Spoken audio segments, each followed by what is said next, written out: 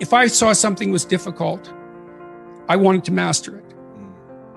I was driven to do that, just to see how far I could go in these multiple directions. And that left me vulnerable to one thing. When there's no elephants under the rug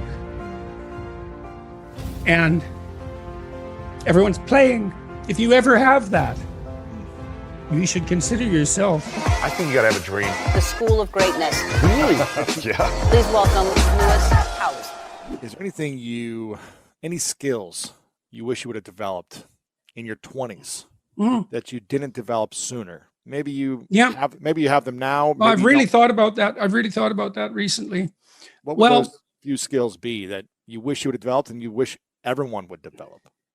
Well, when my health fell apart and I was in the hospital or multiple hospitals for long periods of time, I stopped doing everything I was doing. And everything I was doing was difficult.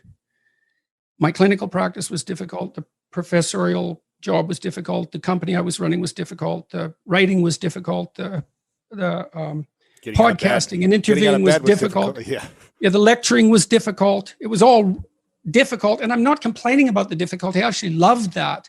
That was fine. I'm not complaining about it at all. But because it was difficult, I have to be in really good shape to do it.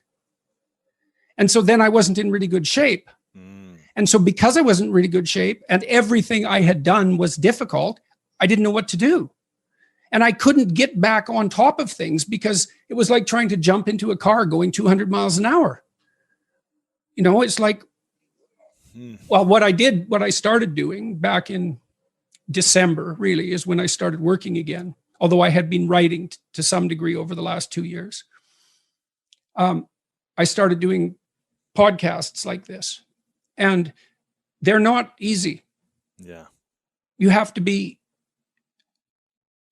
again, I'm not complaining. I love doing them. They're really interesting, but you have to be engaging and you have to be sharp and you have to not say anything stupid and you can't be too emotional and you can't be angry and, or that has to be very controlled and you have to pay attention and focus and you have to line people up and it's technically difficult. You have to advertise it. You have to get the social media right. And you have to monitor the social media. You have to stay up on current events and you have to see who you're going to talk to. And it's complicated. And I have people helping me and they're helpful and great. But there was no, I'm going to go there's no beginner have a YouTube channel that 1 million people watch. Right? So, and it's something you can really screw up publicly and catastrophically. Yeah. It was very daunting. Yeah. Very. What I should have done when I was in my 20s and 30s is that I should have cultivated some activities that were less demanding. Look, I went to a baseball game when I lived in Boston. It was the only baseball game I think I ever went to. No, I've probably gone to 2 or 3, but it was the first time I'd gone to a baseball game, a professional baseball game. I thought, Jesus, baseball, who would go watch that? It's so bloody slow. It's like nothing happens. It is slow. It's so slow. It's nothing happens. And I have like 50 other things I should be doing. And I went there and then I realized I was looking at all these people and I thought they're not even paying any attention to the baseball game. They're like talking to their friends and they're drinking beer and they're eating popcorn. And then I thought, yeah, that's the point, fool. That's the point. They're going there for that. Like you get to talk to your friends now and then someone hits a baseball and you can look at that and that's kind of interesting and you can eat popcorn and it's like they're relaxing. They're not, climbing Mount Everest. They're just relaxing. Right. And one of the things I've learned, this is a good thing to talk about. It's really dangerous to be casually contemptuous. What does that mean? Well, I've seen many professors who are contemptuous of business people. Right. Well, they don't have businesses and they're angry that the business people can make all sorts of money. And so, and that's a whole skill set they don't have. And so maybe they'd have to feel inadequate about that if they thought about it. And then I've talked to lots of business people who, regard professors as in the ivory tower and, an easy job. It's like, yeah, well, you try lecturing and see how easy it is about a complex subject and publishing. It's not easy. It's really hard, just like your job. Casual contempt stops people from investigating things that might be good for them. And well, when I realized that about the baseball game, I thought there's no contemptuousness here. Like clue in. There's something here that these people aren't just stupid and going out to a baseball game because they're stupid. It's very easy for us to call people who are doing something that we're not doing stupid. It's like, don't be so sure about that, and it would have been better for me if I would have had a wider variety of skills that weren't so high intensity. I play ping pong with my son. That works out good. Probably could have had another sport or two. I could have had some leisure activities that I got good at. Music might have been good, that weren't so demanding. See, what I tried to do, if I saw something was difficult, I wanted to master it. I was driven to do that, just to see how far I could go in these multiple directions. Right. And that left me vulnerable to one thing. It left me vulnerable to being in a situation where I wasn't healthy enough to manage it. So you think if you would have had these other leisure hobbies, things that you did for fun and play, you wouldn't be potentially in this situation? Well, it would have been easier to get going again. That's for sure. It would have, I think, I'm trying to sort it out. But someone asked me the other day, do you regret the pathway that you've taken? And that's a question that's worth considering. And the basic answer is, well, I don't know, I guess, in some sense, because if you become extremely ill, especially if it isn't clear why, you don't know what you might have done to contribute to it because you don't know what it is. Yeah. And people say, well, you went on this 160 city tour in a year. Maybe that was too much. It's like, it didn't seem like too much. I really enjoyed it, actually. Right. You had fun. It was great. Dave told me all about how amazing it was, and every night a new city, and it was great. But it was also very intense, and I did expose myself to a lot of misery. Meeting people, so many thousands of people. I opened myself up to a tremendous amount of misery and longing and pain, and that was very emotionally impactful. But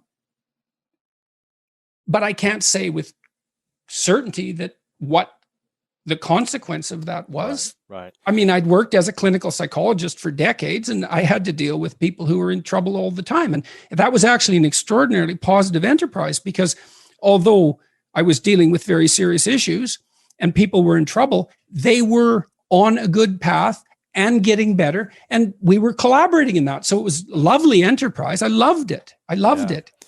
In deep conversations, meaningful conversations devoted to making things better. It was great. So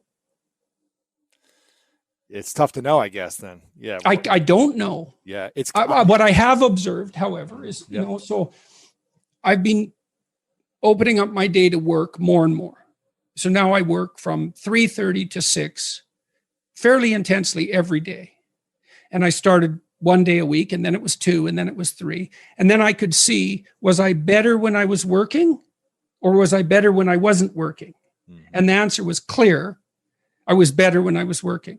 And it wasn't just clear to me, it was clear to the people who were watching me. Right. And so it looks to me that also indicates that it probably wasn't the work that hurt me. I think it's possible that just too many things happened at once. Yeah. That's possible. It certainly distracted me. Right. And so maybe I wasn't paying attention to exactly the right thing. So, but I don't know. I don't know yet, and maybe never will. So that's one skill you wish you would have developed in your kind of your 20s. What's maybe 2 other skills you wish you would have developed sooner? That's pretty much, that's as far as I've got with that line of thinking. Yeah. What do you think of the skills that people should start to develop in their 20s in general to make them better human beings, more potentially open to success financially, relationship, health-wise? What are 2 or 3 things that everyone should focus on in their 20s? Well, it certainly doesn't hurt to be in good physical condition. So we can walk through it. Stop drinking too much. How do you know if you're drinking too much? You regret what you do when you're drinking. It's interfering with other important goals. It's causing you financial distress. It's getting you in trouble with your friends or your family. It's getting you in trouble with the police. Okay, so stop abusing substances if you can, right? If you see that they're hurting you. And alcohol is particularly pernicious in that regard. So, physical health. Are you in decent shape? Are you strong and coordinated? And if you're not, well, you'd be better if you were. Right. You'd feel better. You'd be more effective. You'd live longer. You'd be less sick. And you really see that mount up. Like if someone's been in shape once in their life, they age way better. And it's also a really good way of maintaining your cognitive ability. Like, you hear about those exercises that you can do online to make you smarter and keep your cognitive ability intact. Yep. Those don't work. There's no evidence that they work. People keep saying that they make you smarter or they maintain your cognitive function. Psychologists have studied that for 50 years, hoping that one of those things will work. Trying all sorts of creative tacks, they don't work. Exercise works. Cardiovascular and weightlifting, you start to decline in your fluid intelligence at about the age of 25. And it's a linear trend downhill, and it can accelerate as you get older. It's just like this, quite ugly. If you exercise, you stave that off. So that's really useful. Maintain your relationships and foster them. So when I look at successful people, they're really good at something. They're reliable, right? You can count on their word. They're generous, and they have a wide connection network, which becomes more and more valuable as you get older. Yeah. So it's one advantage that older people really have over younger people. They have a connection network, and a connection network is huge. Well, you could be connected to 1,000 well-connected people. Okay, that means you are connected to the entire world. Right. It's unbelievably valuable. And that's one of the things that's so absolutely remarkable about the situation that I'm in right now. As far as one of the great benefits is I can contact pretty much anybody and they'll talk to me. It's like, really? That's so cool. I'm interested in infrastructure for reasons I won't get into, but I'm interested in infrastructure development. I think it's a good method of wealth transfer. It's a good solution to the problem of inequality and employment. I reached out to a leading expert on infrastructure last week to see if he'd talk to me. I thought, I don't know anything about infrastructure except that it's worn to a frazzle and we should do something about it. He agreed to talk. And having a connection network is of inestimable value. It's huge. Reliability, generosity, you can work on both of those. Philosophical sophistication, it's very useful because it orients you properly. You have a sophisticated sense of the world. You find, for example, that doing things for other people is actually more rewarding than virtually anything else you can do. Right. And you hear you should be of service to other people. Well, if you actually watch yourself, you pay attention to yourself and you do something that helps someone else and it genuinely helps them, I defy you to find another experience that is that satisfying. It's actually quite stunning how satisfying that is. And so that's a very useful thing to realize. And why is helping another person the most satisfying thing for probably most people if they're out of their ego of like, I want to buy more things to make me happy in this moment? Why is that such a satisfying thing for human beings? There's no better life strategy. I mean, imagine, I could give you a quick sort of technical example. So imagine I take two people and I say, okay, I'm going to give you $100 and you have to give some of it to the person right beside you. And they can either agree or disagree with the split. But if they disagree, you don't get anything. Okay, so a classical economist would say that the person should take the 100, offer the person next to them $1, and the person should accept it because why not? They get $1 instead of nothing. And that's the solution. But what happens is that if you don't offer that other person something close to 50-50, they're likely to tell you to go to hell. Yes, very. And then you think, get nothing. You get nothing too. You think, well, why would people do that? Because they just reject $50 and who cares? And the answer is, well, we don't just play one game with other people. We play a repeating game. And so imagine we did this. So imagine it's a crowd and they're all watching you. And I offer you $100 and you have to share it with the person next to you. And you say, would you like to take $70? And the person says, well, I'm not sure that's fair to you, but if it's okay, yes. But then everyone else sees that. And now they all have an opportunity to pick who they're going to play with next. Well, you're not going to get picked last, are you? Remember what you told me? You didn't want to get picked last, right? I did not. Okay, so what you did was you turned yourself into an athlete. A machine. Okay. That was always going to get first. Okay, great. So, but imagine we expand that game. Yes.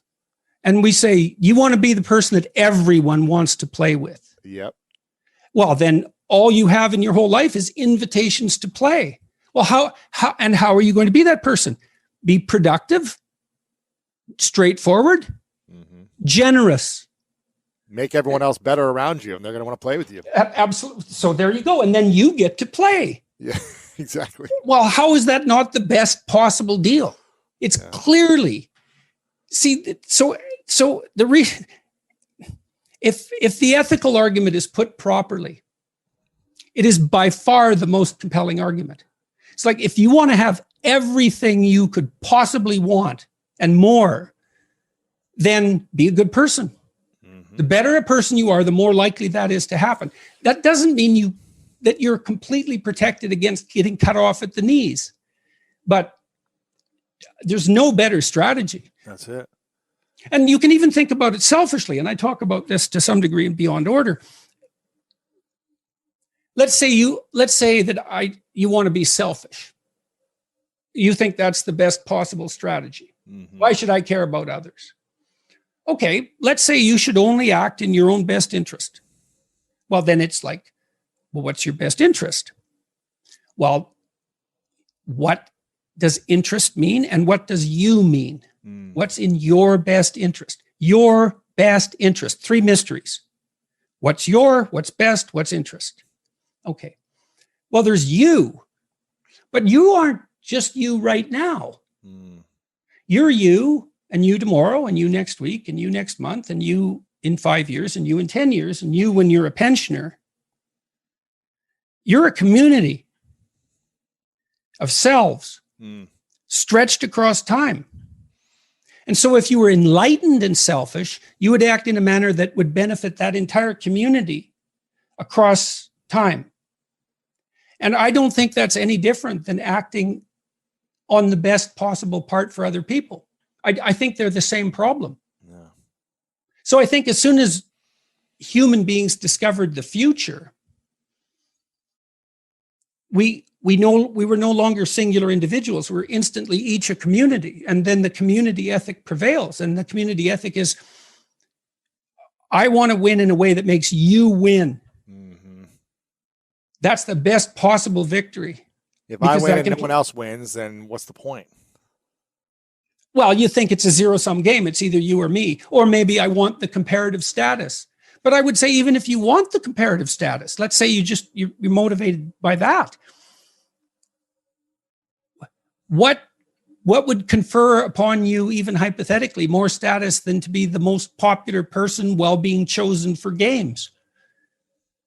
I mean, you think about just think for a second about it, because it struck me, that biographical piece. Alfred Adler, who is the psychologist that I talked to you about earlier, he said one of his claims was that many people have like a stark memory that sets the course for their life. That's true. A few moments, an instance. Yeah. And you have exactly that. So Adlerian psychology would be of great interest to you, I suspect.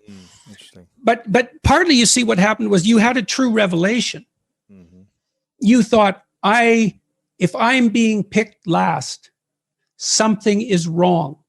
And that's absolutely right. It's unbelievably right. And you played it out first in the athletic domain, but you have to start somewhere. Right. So that's a good place to start. Yeah. Jocko was telling me when we talked this week, he's this tough character, man. You know, and he could have, and I'm not telling tales out of school here, he could have been a criminal, no problem. And he knows that perfectly well. And I'm not saying, I'm not saying that as a slur on his character, partly because I believe the Nietzschean dictum that a lot of morality is just cowardice. And whatever he might be, he's not a coward. Right. And so, and just because you obey the laws doesn't mean you're moral. It just might mean you're afraid. In any case, so the question is, well, what socialized this brute?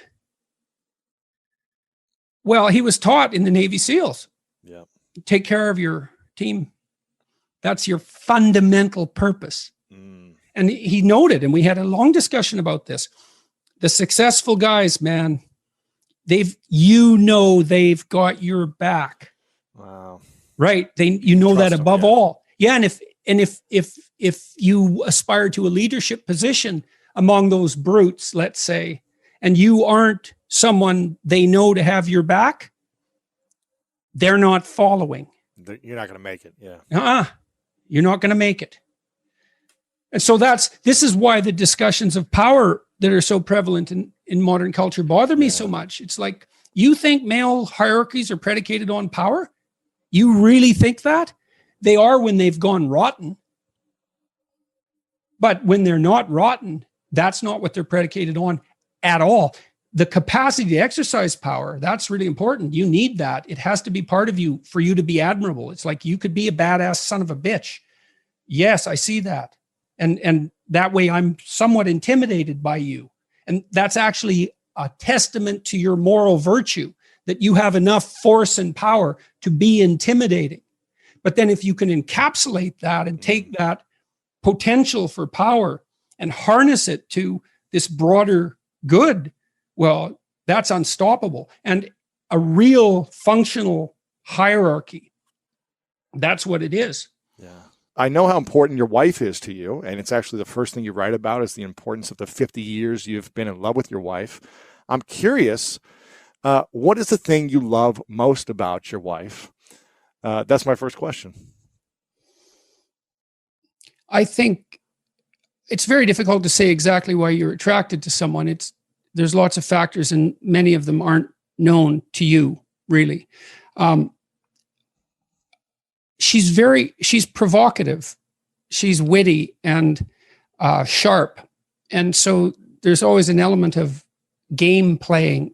Like, it's not dishonest game playing, but there's a teasy, flirtatious provocativeness that characterizes her quite deeply. She's no pushover by any stretch of the imagination. And I find that constantly interesting and intriguing. It's can be somewhat hard on me when I'm not feeling well, but when I'm up and functioning properly, then that works out extremely well. And so, what would you say would be the keys to your success of 50 years of loving each other and being in what seems to be a healthy, functional relationship when in society today, there doesn't seem like many of those? Well, we really do our best not to lie to each other about anything. And we also have fights when they're necessary. We don't hide things in the fog. That's the title of chapter 3 of my new book, Don't Hide Things in the Fog. And we work through our issues. If we have a dispute, we do our level best to get to the bottom of it, to find out what in the world's causing it, who's needs to change and why and how and when, and then how we can progress forward into the future without having that issue dog us or drag behind us or interfere with us at all. And that means a fair bit of confrontation, I would say, but less so over the years as we've settled more and more things, but everything's out in the open. Everything that we can get is out in the open. You can't have a relationship without trust. And you trust your partner courageously if you're not naive, knowing that you can be hurt and that you can be deceived and that you can also do both of those things. So you offer your partner your trust as an invitation to them to be honest and forthcoming, and then issues come up and you delve into them and straighten them out. And we also attend to the relationship. I'm not going to refer back to this new book continually, but it's relevant in this context. It's chapter 10, plan and work diligently to maintain the romance in your relationship. And we do that as well. And it is effortful. I mean, we try to have, throughout our relationship, we've tried to have romantic dates 1 to 3 times a week. And they require preparation and cooperation and the will to do it and the will to put yourself on the line and the desire to make that a priority, even when other things are more pressing. We both want it to work. That's another thing. We're committed to it, and not interested in finding another relationship. And so far, we've been fortunate, and that's worked. We have fun together. We love our kids. We have had joint projects of all sorts together, renovating houses, traveling, raising our children, now our grandchildren. But of all of that is the most important thing, as far as I'm concerned, is to not to lie to your partner. You mentioned you don't have a relationship if you don't have trust, or if there's not trust in the relationship. How does someone, if someone is not trusting the other partner, how do you cultivate trust?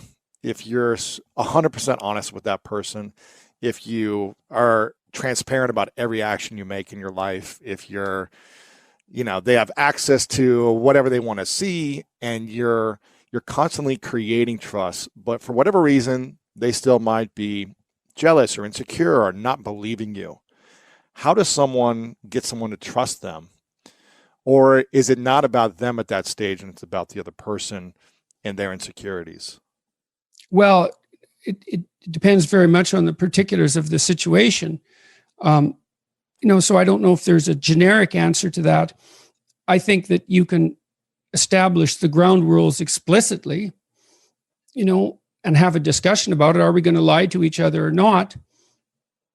Are we going to tell each other the truth to the degree that we can, to make that an actual goal, and to talk through the consequences of doing that and not doing it? And then I would also say, whenever a hiccup occurs in the relationship, maybe you don't call it out at each hiccup, because you have to have a certain amount of silent tolerance in any relationship to let small infractions go. But if they repeat, my rule is 3 times. And it's the rule that I share with my wife.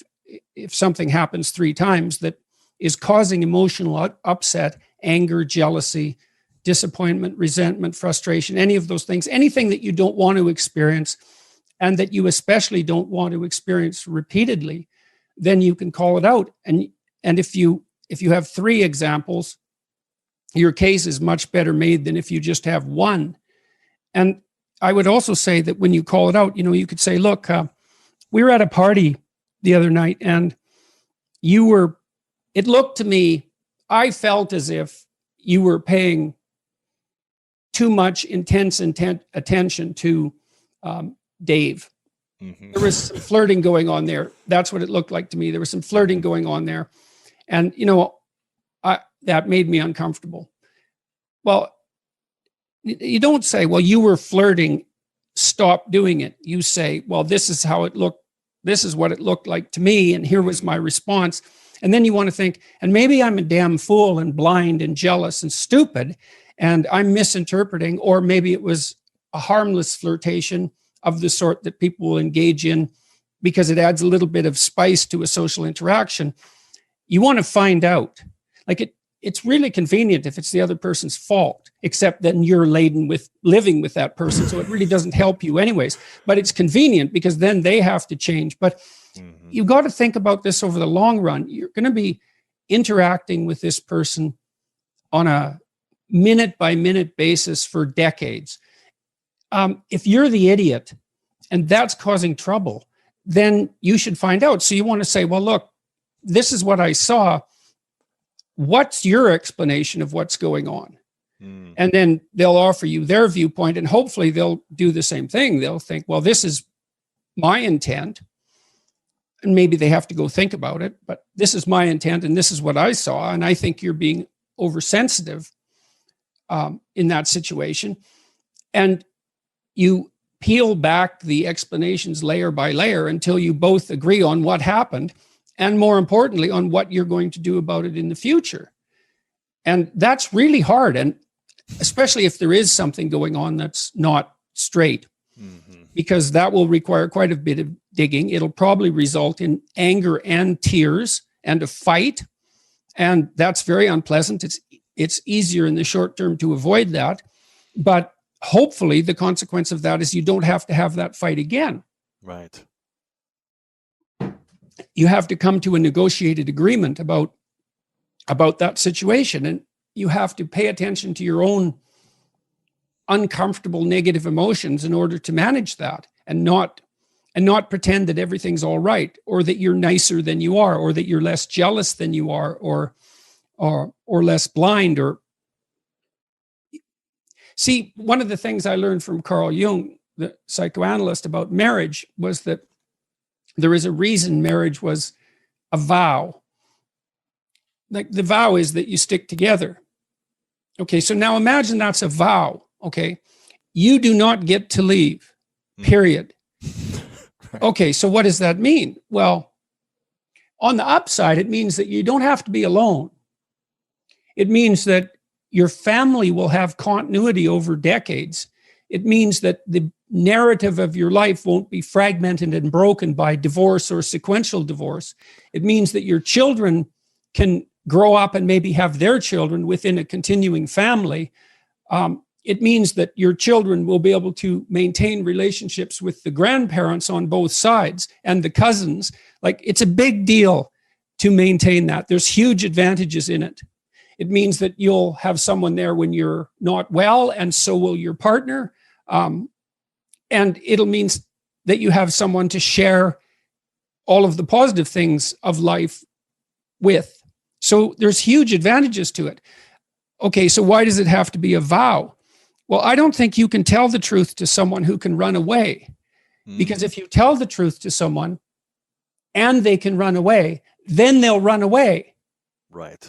Right? Because you're a mess, man. And not just because of your own inadequacies, but because human beings are so complicated and have such dark corners and have had, unresolved problems in their life, sometimes that stem back generations and are twisted and bent in all sorts of ways. And you can't, it's very, very difficult to reveal that except to someone who can't run away. Now that, I'm not saying that people should never separate. I am saying, though, that it's better not to, if you can manage it. But then the other thing, too, is if you can't run away, then you're motivated in a different way. It's like, I'm stuck with this woman and she's stuck with me. And unless we want to have this same goddamn fight over and over and over for the next who knows how long, why don't we straighten it out? And then we can put it behind us. See, the vow gives you a kind of desperation that is another motivation to actually solve the problems. And if you've got a way out, you can always stay hidden. You can guard yourself. You can protect yourself, and even protect that part of yourself that thinks that it can leave if things get too bad. Now, the problem with that, in my estimation, is that you're going to drag your stupidity into the next relationship. Right. Always do. Right. Well, generally speaking, right. And so now you can get under unfortunate circumstances, you can get tangled up with someone who's not playing a straight game with you and won't, and it's just impossible. But I'm not talking about the limit cases, I'm talking about the average case, the average amount of unhappiness and trouble. It's still plenty. And then just one more thing I'd add to that. You also have to, in some sense, shake the illusion that the other person is somehow not you. You're so tied up with them that there's no difference between you and them in some sense, is that what's good for her is going to be good for you and vice versa. One of the things we try to do too, the two of us, is we try to say yes to each other. Now, there's rules that go along with that, which is, well, I'm going to say yes to you, but that sort of means that you shouldn't ask me you shouldn't make unreasonable demands. I'll say yes as much as I possibly can, and then you'll do that in return, and then we get yes out of the deal instead of no. That's also a huge plus.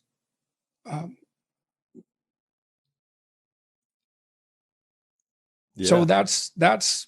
Is there anything else about you have to want the best for the other person and you and for the relationship, and within that confine, you want to tell each other the truth. Yeah, the truth is huge. And I heard you mention jealousy and insecurity at some point in that message. Is there room for jealousy and insecurity in a relationship? Is there a healthy amount of jealousy that people should have in a relationship? Or does jealousy and insecurity only cause more suffering and pain in a relationship? Well, I think there's a reasonable amount of proprietary interest, let's say. I mean, in a classic monogamous relationship, a marriage, there's sexual fidelity as a crucial element of that. And maybe you'll make an arrangement that differs from that, but it's not easy to chart uncharted territory like that. I mean, if you want to have an adventure like that with a partner, a monogamous adventure that also includes sexual exploration, well, maybe you can pull it off, but I doubt it. It's really complicated. Yeah. Let's say you're not having sexual exploration with other people and you're telling each other the truth and you're being honest. Is there room to be jealous or insecure in that relationship? Or does jealousy typically cause more harm than it does, spice and good, I guess? I think jealousy probably causes more trouble than good, but that doesn't mean that there's something wrong with the proprietary interest. Mm-hmm. Should you care if your partner pays undue attention to someone of the opposite sex they find attractive? Well, probably you should care. You might even say something about it. They might even be happy about that, right? Because it indicates that you noticed and that it matters to you. Now, I think it shades into jealousy when it's harmless interactions. It's interactions that would be regarded as harmless by a third-party observer, let's say. Mm-hmm. I know that's a very difficult line to draw, that are being magnified as a consequence of insecurity on the part of the observer. Or there's envy, where your partner is attracting attention, status, success, any of those things, and you're jealous of that. That's not helpful. You should be pleased. The optimal situation is for you to be pleased when your partner is successful. I don't think competitive couples, I don't think competition between people who are in a monogamous relationship is useful, particularly. It's not zero-sum competition. Yeah. I mean, you can compete in a game-like sense. Right. Fun, fun, playful competition, but not. Yeah, but not existential competition. You're on the same team. That's the point. Right. And if one of you is feeling left behind for one reason or another, it's time to throw that out on the table and say, look, I'm playing second fiddle here far too often. What can we do about that? Well, it looks like you need it. And like, I've got an adventure. It looks like you need one too. Well, how can we rearrange the situation so I have my adventure? And then it's up to that person too to figure out what obstacles they might be putting up in their own pathway, right? That's stopping them. And then they have, they're angry at you for getting in the way, but it's actually a consequence of them using you as a convenient excuse for not doing something difficult. Those things all have to be sorted through. It's very hard. Yeah. Like, these conversations are extremely difficult. It's no wonder people avoid them. I also think people are not taught to negotiate. Oh man. At all. And that's a real shame. First of all, you figure out what you want. This is what I want. Then you tell the person, then you strategize with them so that you can get what you want and they can get what they want. And you both know what that is, and away you go together. And that usually comes out. It's usually obscured and hidden and comes out awkwardly and difficulty and with difficulty if it comes out at all. And people fool themselves into thinking that it's okay what they're doing. I'm sacrificing myself for the children, and that's okay. I'm sacrificing myself for my husband's career, and that's okay. I'm working at a job I can't stand because I need to support my wife and children, and that's okay. I mean, sometimes that is okay, but it has to be out, clear, in the open, talked about, negotiated, discussed. I think you can be a slave or a tyrant, or you can negotiate. Those are your options. Mm-hmm. And we default to slavery and tyranny because that doesn't require any cognitive effort. And then we pretend that everything's all right. And then it blows up in our faces and we end up divorced. Right. So we got to learn how to negotiate. Yeah. Yeah, well, and then you have to notice that there are things that you want, right? And you have to tell yourself what those are. And then you have to let the other person know. And then they can deprive you of them because they actually know who you are. And so that's a big risk. But if you do lay it out and negotiate it, then you have two people working in the same direction, and they each bring their different viewpoints to bear on the problem. And sometimes that'll save you, that additional cognitive complexity you have because there's two of you instead of one. It can make you much more effective. What happens when we feel like our partner is depriving us of what we want? If it's not, infidelity or something of the likes of being with other people, but something else that we want in our life, a goal. Well, sexually, that happens all the time. Right. Because people, generally speaking, men would like to have sex more frequently than women. So that's a sticking point in many relationships. But forget that for the moment. We might just as well say that the probability that one partner and the other partner are going to have exactly the same level of sexual interest, say with regards to frequency, is quite low. So there's going to be friction there. So what do? Well, you negotiate about it. It's like, well, I'd like to have sex 15 times a week. Well, I'd like to have sex once a week. Right. Okay, well, the logical meeting point there would be in the middle. But then that has to be planned out. And you also have to say exactly what you mean. Well, exactly what do you mean by sex? Because there's all sorts of variations of sex, ranging from just intimate closeness to full-fledged sexual activity of various sorts. And the various sorts matter too. And these are painful discussions often. It's very funny in some sense that people will do and desire things that they won't talk about, right? They'll engage in the act, but they won't engage in the negotiation. And they won't admit what they want. Why is it so hard for us to admit what we want? We're ashamed of it. That's easy with sex. Sex and shame regulates sex. people say, well, you shouldn't be ashamed of sex. It's like, well, really? Really? No, that's a stupid theory.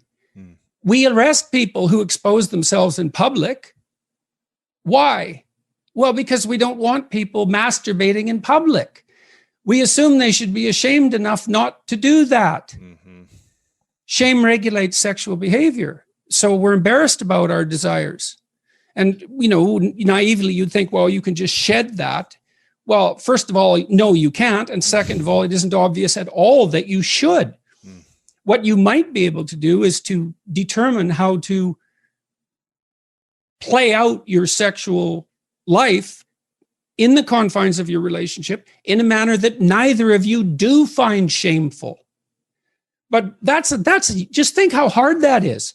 Like, you think, well, that's what I want. It's like, but then you think about how unlikely that is and how difficult it would be to attain it. You could say that if that ever happens to you in your life once, you're lucky, that it's perfect. Now, I think that's pessimistic because I believe that solutions to that problem can be negotiated, but it's not. It's what everyone wants, but it's an extraordinarily difficult thing to bring about. So let's say you want the ideal romantic evening. Well, okay, what are you going to do about it? Are you going to put yourself in reasonable physical shape? So you're attractive? Are you going to make a playlist and put some time into it? Are you going to buy some candles? Are you going to buy something nice to wear? Are you going to wear it? Are you going to dare to wear it? That might be true for you and for your partner. Are they going to dare to wear it? Are you going to be smart enough if they do wear it to respond in a way that makes them feel confident and increases the probability that they'll do it again? Are you going to do whatever is necessary to make yourself physically attractive in that moment? Are you going to have the kids put away? Have you got the day-to-day aggravations with each other that are dragging you down and making you resentful under control so that you actually do want to give your partner some pleasure? Like, these things are very hard, but they're not impossible. They're worth it. But it's not surprising that people don't do it. And then the next, then there's the shame part too, as well. Okay, just exactly what is permissible or desirable, and when are your kinks counterproductive? Exactly. We certainly can't have that discussion as a culture. On the one hand, we think we're so split on this. On the one hand, we think any sexual misbehavior should be subject to the harshest of punishments, and everything goes and is acceptable. It's like, well, good luck having both of those ideas. Right.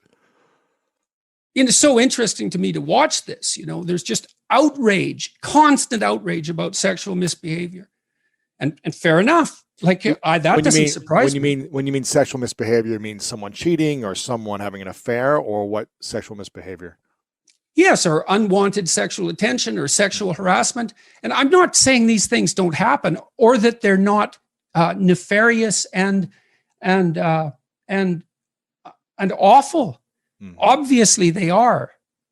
It's no wonder that happens. But at the same time, we also are obsessed with the notion that any sexual interest of any sort whatsoever, with the possible exception of sexual interest in children, is absolutely laudable.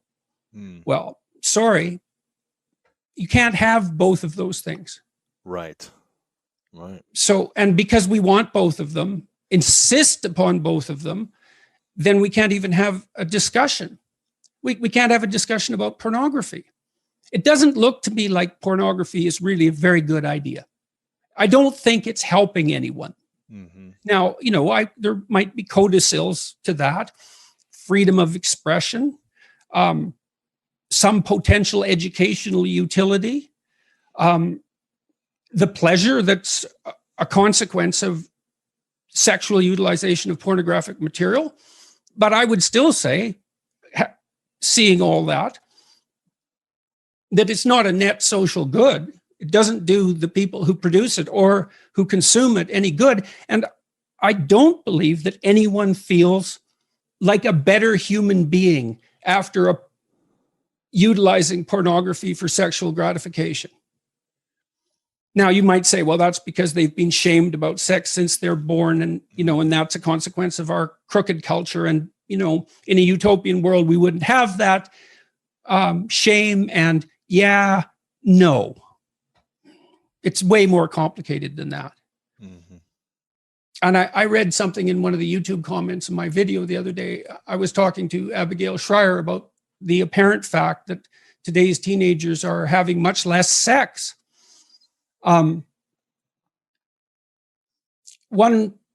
person commented that there's the shame that men feel when sex is a spectator sport rather than a participatory act. And then you think, well, the mere fact that you're watching two other people, one of whom isn't you, having sex instead of having sex, really implies something either about it implies something about your desirability.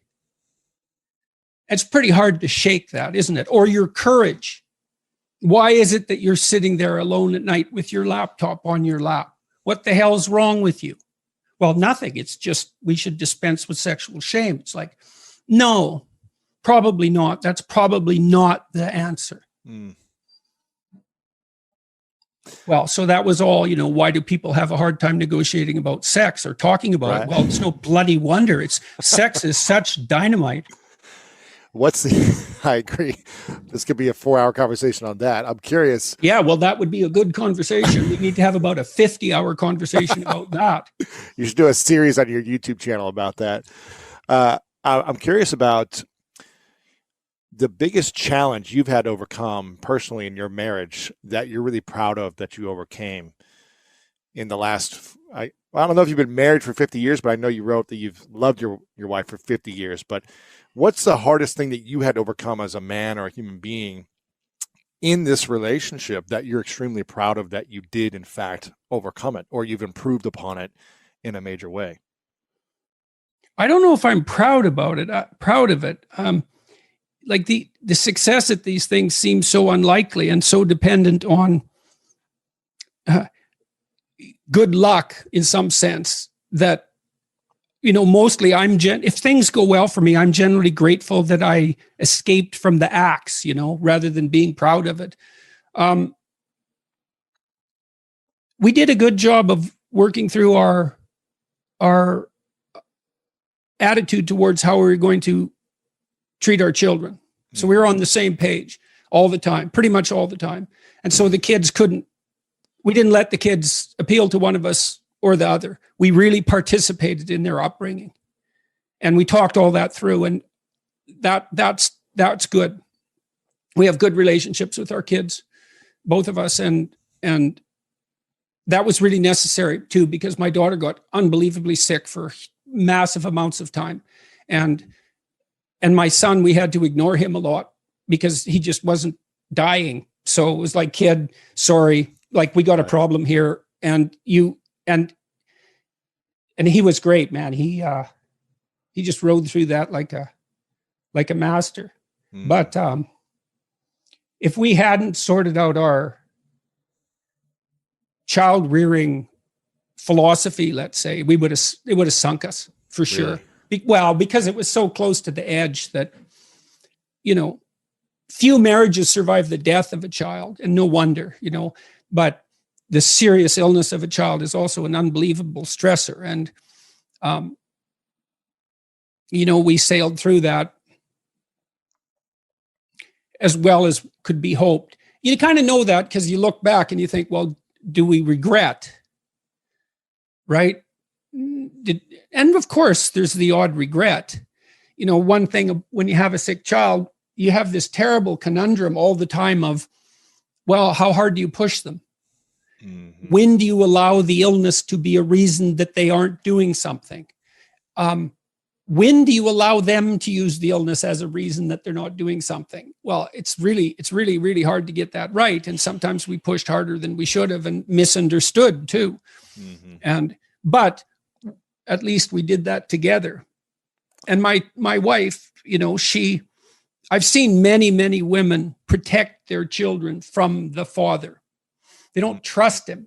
And so every time he interacts with the child, they'll do something disapproving.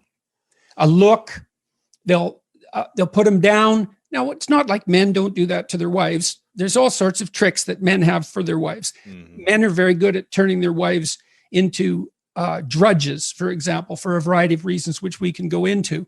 But if you don't trust men, you won't let them have a hand in the children, the discipline of the children. And when you think of discipline, you think of punishment and threat and dad saying no. That isn't discipline. Discipline is discipline. If you discipline someone properly, they become disciplined, right? That means they're competent. They're organized. They have structure. They can control themselves. So I'll give you an example. When my son is quite a disagreeable person by nature. So he's very masculine. He's very high in emotional stability. So he doesn't have much negative emotion. And he's relatively low in agreeableness. And that's typical masculine pattern. The two big personality differences between men and women are agreeableness, women are higher, and neuroticism, tendency to feel negative emotion, women are higher. So what that meant was that when he was a kid, he was a stubborn little pup. It was hard to get him to do what he didn't want to do. And, that's the mark of a character that is hard to stop. So there's real advantages to it. But kids who are disagreeable are a handful because they think, I'm not doing that. And you can't make me. Right. He was really quite good at that. And isn't one of your rules from the first book, like, don't let your kids do anything that would make you dislike them? Yeah. Yes. And we should talk about that because that's such a good rule, I think. But the rule for him was, he'd push the limits in a variety of ways. And he was really good at that and quite persistent at it. And I'd talk to my wife and say, look, Julian's getting a little too pushy here. We have to crack down on him and stop him. And this is what I see. And she'd say, this is what I see. And we'd think, well, this is what we're going for a week. He isn't going to get away with anything. Like the line, man. It's like, kid, he'd be 3 or 3.5 at this time. Sit on the steps. Sit on the steps. And if he wouldn't, because he was stubborn, well, I'd bring him over and put him on the steps. Like it was, if I say you're going to sit on the steps, you are absolutely going to sit on the steps. So it was so interesting to watch him because he'd be angry, because he got interfered with. He didn't get to do what he wanted to do. And he would go and sit on the steps, but he'd be like mad as hell on the way there, arms pumping up and down and just, he'd go sit on the steps like this, just overcome with anger. And the rule was, as soon as you get yourself under control and you can act like a civilized human being and you want to have a good day, then you come and tell me and that's it, you're done. But it had to be real. And look, my criteria for accepting his statement was whether or not I liked him when he said it. If he was still if he was still misbehaving and bending the rules, he wouldn't be genuine when he talked to me. Right. But if he came and said, okay, Dad, like I've had enough. I've got myself under control. I'd rather have a good day. And as soon as he said that I liked him, it was like, hey man, you're back in the party. Do what you want to do. Yeah. Well, I didn't want him to sit on the steps anymore. I liked having him around. So sure. So, but we were on board with that. And so the discipline, so the thing is, see what was the discipline aspect, which is what I was talking about, is he learned how to integrate it into his personality. And I could see him doing that sitting on the steps. It was just this aggression circuit, which is unbelievably powerful, was just dominating him. And he just force it, get it under control, calm down, bring yourself back into the social world. And it was a victory for his developing ego, you see, because he wasn't defeated by his own impulses. And that's discipline, you see. Then you're not defeated by your own impulses. And so discipline has the wrong connotation. I was encouraging him. You can master this, man. And it worked. And it was so useful to us later, because when Michaela got so sick, he was together. We could rely on him. Mm-hmm. So it was necessary. Yeah. And it hasn't stopped being necessary. And he's a very reliable person who does what he wants. It's a great combination. Yeah, that's beautiful. When do you feel the most loved, Jordan? When what's happening around you, or when you're creating something, or when you're with people? When do you feel personally the most loved? It's when I'm with my family, when I'm with my kids, when I'm with my family, friends too. And that's even been more the case over the last couple of years, because my family and friends have been so unbelievably loyal and helpful to me and my family as we've had our troubles, terrible troubles over the last couple of years. Yeah. They've been so unbelievably reliable and helpful. Amazing. Certainly people have gone out of my way for me in a way that I don't believe I would have done for them. Really? Well, look, I saw my father-in-law when and I write about this in Beyond Order. Oh no, I read about it in 12 Rules more, I think, but it doesn't matter. He's a really extroverted guy, disagreeable guy too, masculine guy, extroverted, assertive. Everybody in the little town I grew up in knew who he was. He was a performer, the life of the party, and a good businessman, but a real character. And he did his own thing. But then his wife got prefrontal dementia when she was quite young, 55. And man, he took care of her for 15 years. Wow. It was unbelievable. Wow. And it was so interesting too, because if we offered to help him, he would accept it right away. And anything that we could do that would, like I suggested one time, for example, that he buy a digital readout sign so that if he went out, he could type in where he was going on the sign and it would just repeat over and over. Oh, that's cool. And some recordings in the bathroom to help his wife remember what to do. And he would just implement those, accept it and implement them right away. But this guy who lived his own life, who was a very extroverted social person, not someone who you would have regarded as soft and caring. And I don't mean that in a negative way. It's just that wasn't him. It wasn't Mother Teresa, He cared for her in a way that was absolutely astonishing. And I saw that also in my friends and my family, in the care that they've offered to Tammy and I over the last 2 years. Mind-boggling. Mind-boggling. Wow. But I would say the place I like to be the most is in a family situation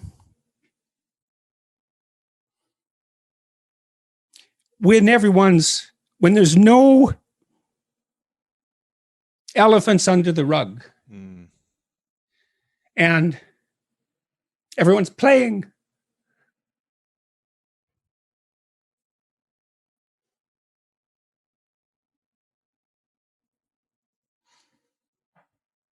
If you ever have that, you should consider yourself fortunate beyond belief, because it's unlikely and you can lose it at any moment. Yeah. I was in the hospital more or less for a year, and then another year with Tammy, and I thought I'd lost all of that. Never get it back. It was very dreadful. And so now when it happens, I've always been grateful for it when it happens. Strive for that. The animal experimentalists have demonstrated that the ones who study play, this is Jaak Panksepp in particular, but there's a variety of them who study play, brilliant scientists. Play is a circuit. It's a mammalian circuit. It's a specialized circuit. And it's very important developmentally for that circuit to be given free rein to play. It's how children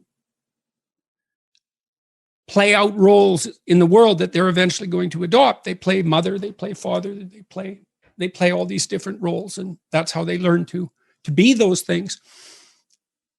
The role of the father is to put up security so that play can occur. Right. So the security is there. That's the walls. They fortify the walls, man the walls, guard the walls.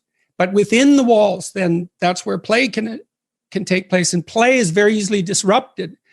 Hunger, thirst, any emotional state, any motivational state can supersede it, even though it's very, very important. So you have to have the walled garden in place before play can occur. Remove the fears, yeah. To make it safe so that experimentation can take place within. That's paradise, right? That's right. It's a walled garden. That's what paradise means, is a walled garden where structure and nature, the walls in the garden, are harmoniously interacting, and where eternal play can occur. That's paradise. And so you get a glimpse of that when everyone's together, often at the table. Not fighting. and also not fighting. Right? You know what that's like. Fighting, but not like it's when everyone's at each other's throats, but no one's saying anything. Well, we're not going to bring that up. We're not going to discuss that. Because that's not paradise either. Yeah. No, that's pretense. And see, that negotiation is the eradication of the need for that pretense. It's like, you got a problem with me, let's sort it out. Right. Because we're going to carry it with us. You want to do that? So people wonder why I engage in conflict. I hate conflict. And I find it very stressful. But conflict delayed is conflict multiplied. Ooh, that's so true. It's worse to have lingering conflict for months, years, decades than the pain of direct conflict that can hopefully resolve and move on. Yes, absolutely. Well, as the conflict is delayed, it's the reasons multiply. Ooh. And the persons who are involved, because they're avoiding, demean themselves and get weaker and less confident. And so it's a vicious circle. It's better to notice. There's a line in the New Testament. Christ talks about prayer. And so you imagine that as communion with God. So you could imagine that as an attempt to confer with the ideal, or maybe to even occupy that space for a while. Well, Christ says, if you have a problem with your brother, you fix that first. Go pray later. Yeah. Well, that's it. That's wise, and that's a good thing. You know, if you're angry with the people who are close to you, if you're resentful, I read a lot about that in chapter 11. Resentment is so useful. It's so useful. It's so horrible. It's so toxic. It's so destructive, but it's so informative. Right. If you're resentful, you're either being oppressed and not standing up for yourself, or you're whiny and should grow up. And both of those things are really useful to realize. And all you have to do is notice that you're resentful and want to do something about it. Okay, I'm resentful. Okay, am I immature? You know, are people picking on me, or I am immature? If people are picking on me, do I have something to say or something to do? I should do it. It's a gateway to improvement, resentment, or you can let it fester. You can foster it and let it devour you and take you places that no one with a clear mind would ever want to go. Hell. That's resentment, man. That's the pathway to hell. And if you don't believe in hell, you don't have any imagination. That's my sense of things. And you mentioned paradise being a safe space where we can play and have fun and feel protected. But a lot of times, at least in the last year, I'm seeing more and more in the world that the anxiety, stress, depression, challenges of the mind or the heart and the body have seemed to come to the the surface for a lot of people even more. And it sounds to me, and it looks to me like when I'm connecting with people, that a lot of things from the past memories, past pains, hurts, traumas, are being brought to the forefront for a lot of people with the chaos of the now. How do we start to heal the memories of the past, the traumas of the past, so that they don't keep hurting us in the present? Well, the first thing I would say is, sometimes there's a crisis and well-meaning mental health professionals rush in to discuss the trauma while it's still happening. Mm-hmm. That's a really bad idea. People are generally traumatized because something actually horrible happened. And dwelling on it in the moment just makes it worse. It's not like anybody has a solution. Here's how you should understand this. Someone's just shot up your kid's school. Here's how you should understand this. That'll make it all better. It's like, no, it won't. If you have old baggage, that often comes up if you're having an argument with someone, doesn't it?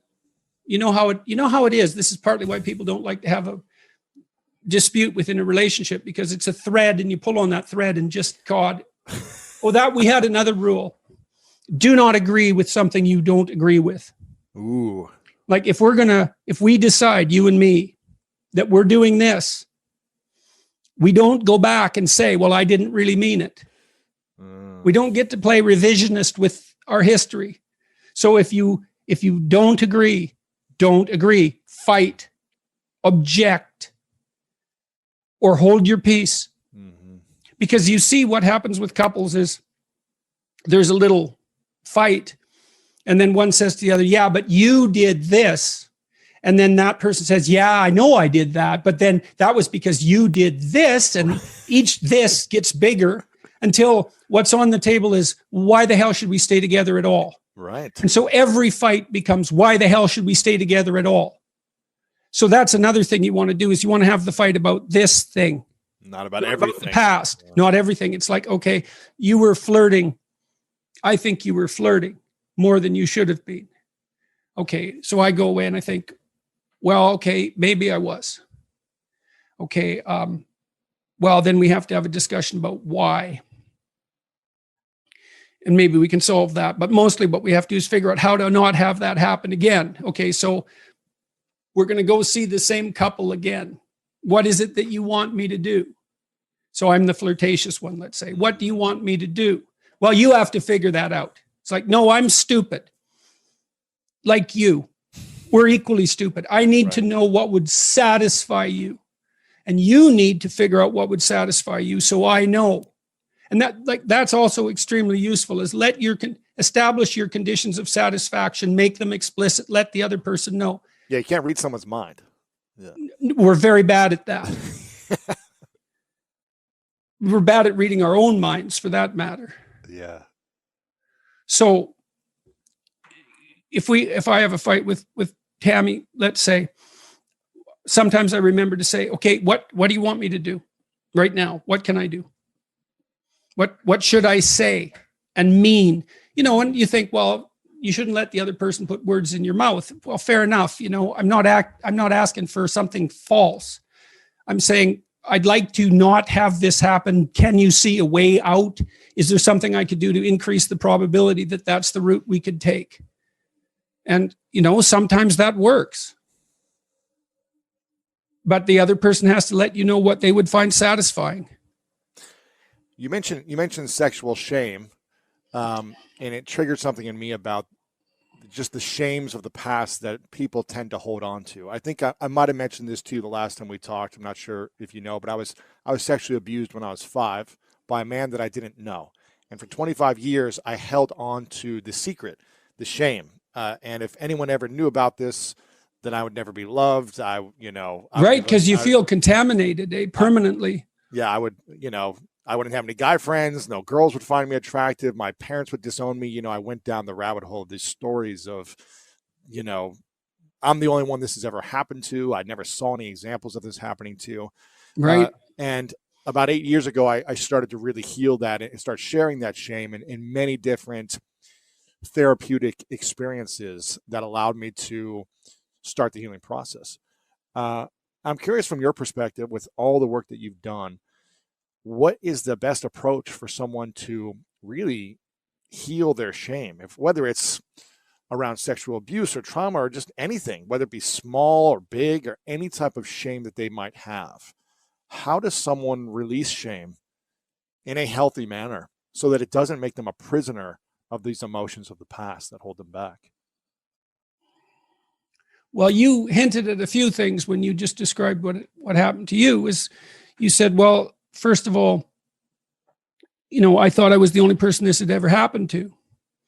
It's like, no, it's a universal human experience to one degree or another. Now, I'm not saying everyone was sexually abused, and I'm certainly not saying that some people aren't sexually abused to a degree that's so extreme it's unimaginable, where there are others, get off relatively lightly, but it's still, it's well within the realm of normative human experience that sex goes wrong in some way. At least you regret something that's happened, something you've done or something that was done to you. So putting it into, when you're the only person that something has happened to, that's really not good, right? Because it alienates you even from yourself. You have no idea what to do with that. And so that's sometimes why people find it such a relief to have their illness diagnosed. It's like, oh, this is known.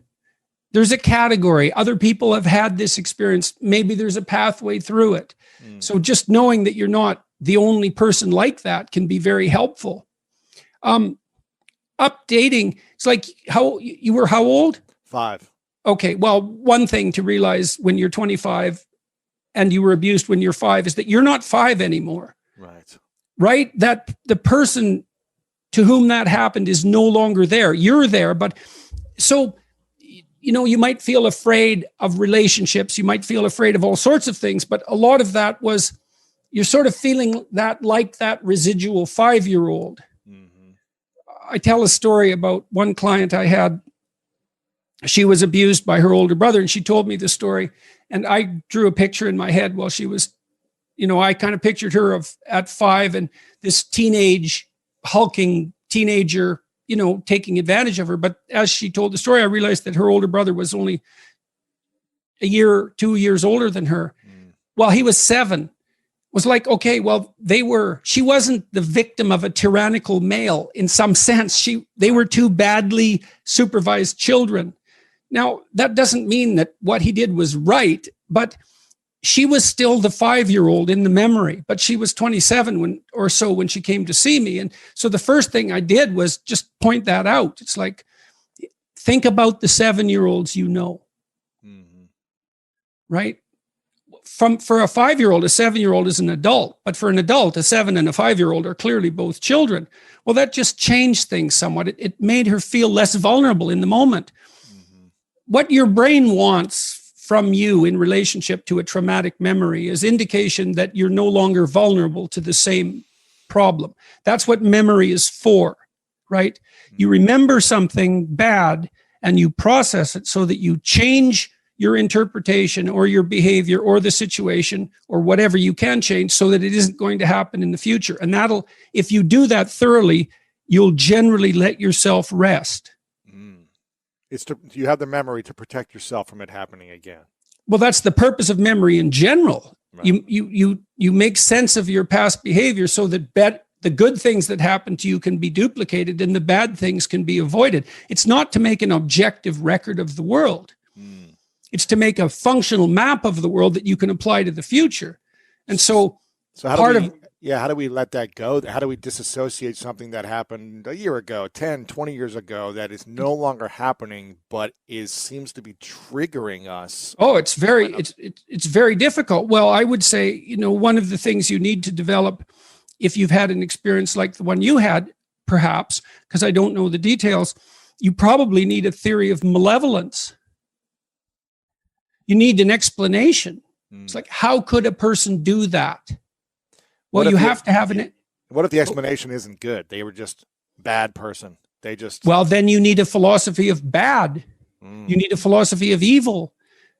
You have to understand it so that you're no longer a victim of it. Because otherwise you can't put the event in a context. Right. You know, and sometimes that means the development of a real philosophical sophistication. And that can help, because then, you know, then you can start to separate out malevolence from benevolence, because maybe you're afraid of any intimate relationship now because it's been contaminated with that. And everything's fuzzy and foggy. And so you need to understand the person who did that, at least to some degree, so that you can separate that person out from all the other people around you that you encounter in situations that might be reminiscent of it. Right. You know, so you felt vulnerable for perhaps you felt ashamed. All those things have to be gone through. What do you think, you know, when you're ashamed, what elicits that? What are the eliciting cues? What do you think when that happens? All of that has to be taken apart. I said in this Beyond Order book that, you know, if you have a memory older than about 18 months that still bothers you, right? It's still got emotional resonance, that you should write it out. Older than 18 months ago or before? Yeah. No, older than 18 months ago or more. Got it. Yeah. Otherwise, it's not really in the past, right? It's still happening. That whether you should delve into something, how you should delve into something traumatic that's currently happening is a whole different issue. But if it's an old memory and it still bothers you, it means that you haven't decomposed that experience sufficiently to detach it from the emotion. So imagine when something terrible happens to you, you don't understand it. So then you might say, well, if you don't understand something that's happening to you, how can it be terrible? Because doesn't terrible mean that you understand it? And the answer is, well, you understand things in stages. And the first way you understand a terrible thing is by freezing in terror or running. That's the understanding. It's not conceptual. It's embodied and emotional. And so event terror, that's the first category. Okay, now the next question is, how do you get it out? How do you get out of the terror? Well, you realize that nothing truly dangerous is happening. Well, what if something truly dangerous did happen?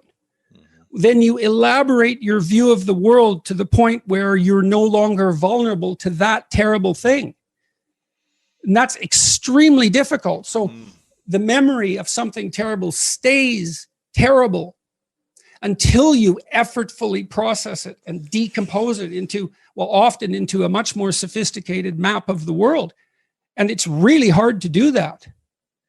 What's the thing in your life that was the hardest to do to deconstruct after the event so that it didn't consume you emotionally from the initial terror?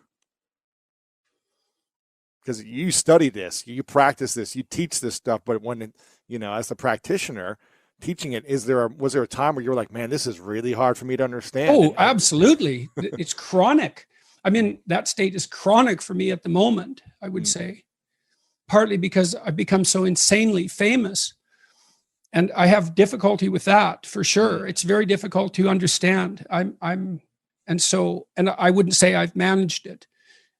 I'm managing it, I suppose. And then health trouble that has hit my family and me. It's been so devastating that I haven't managed that either. Like, you know, that's the thing.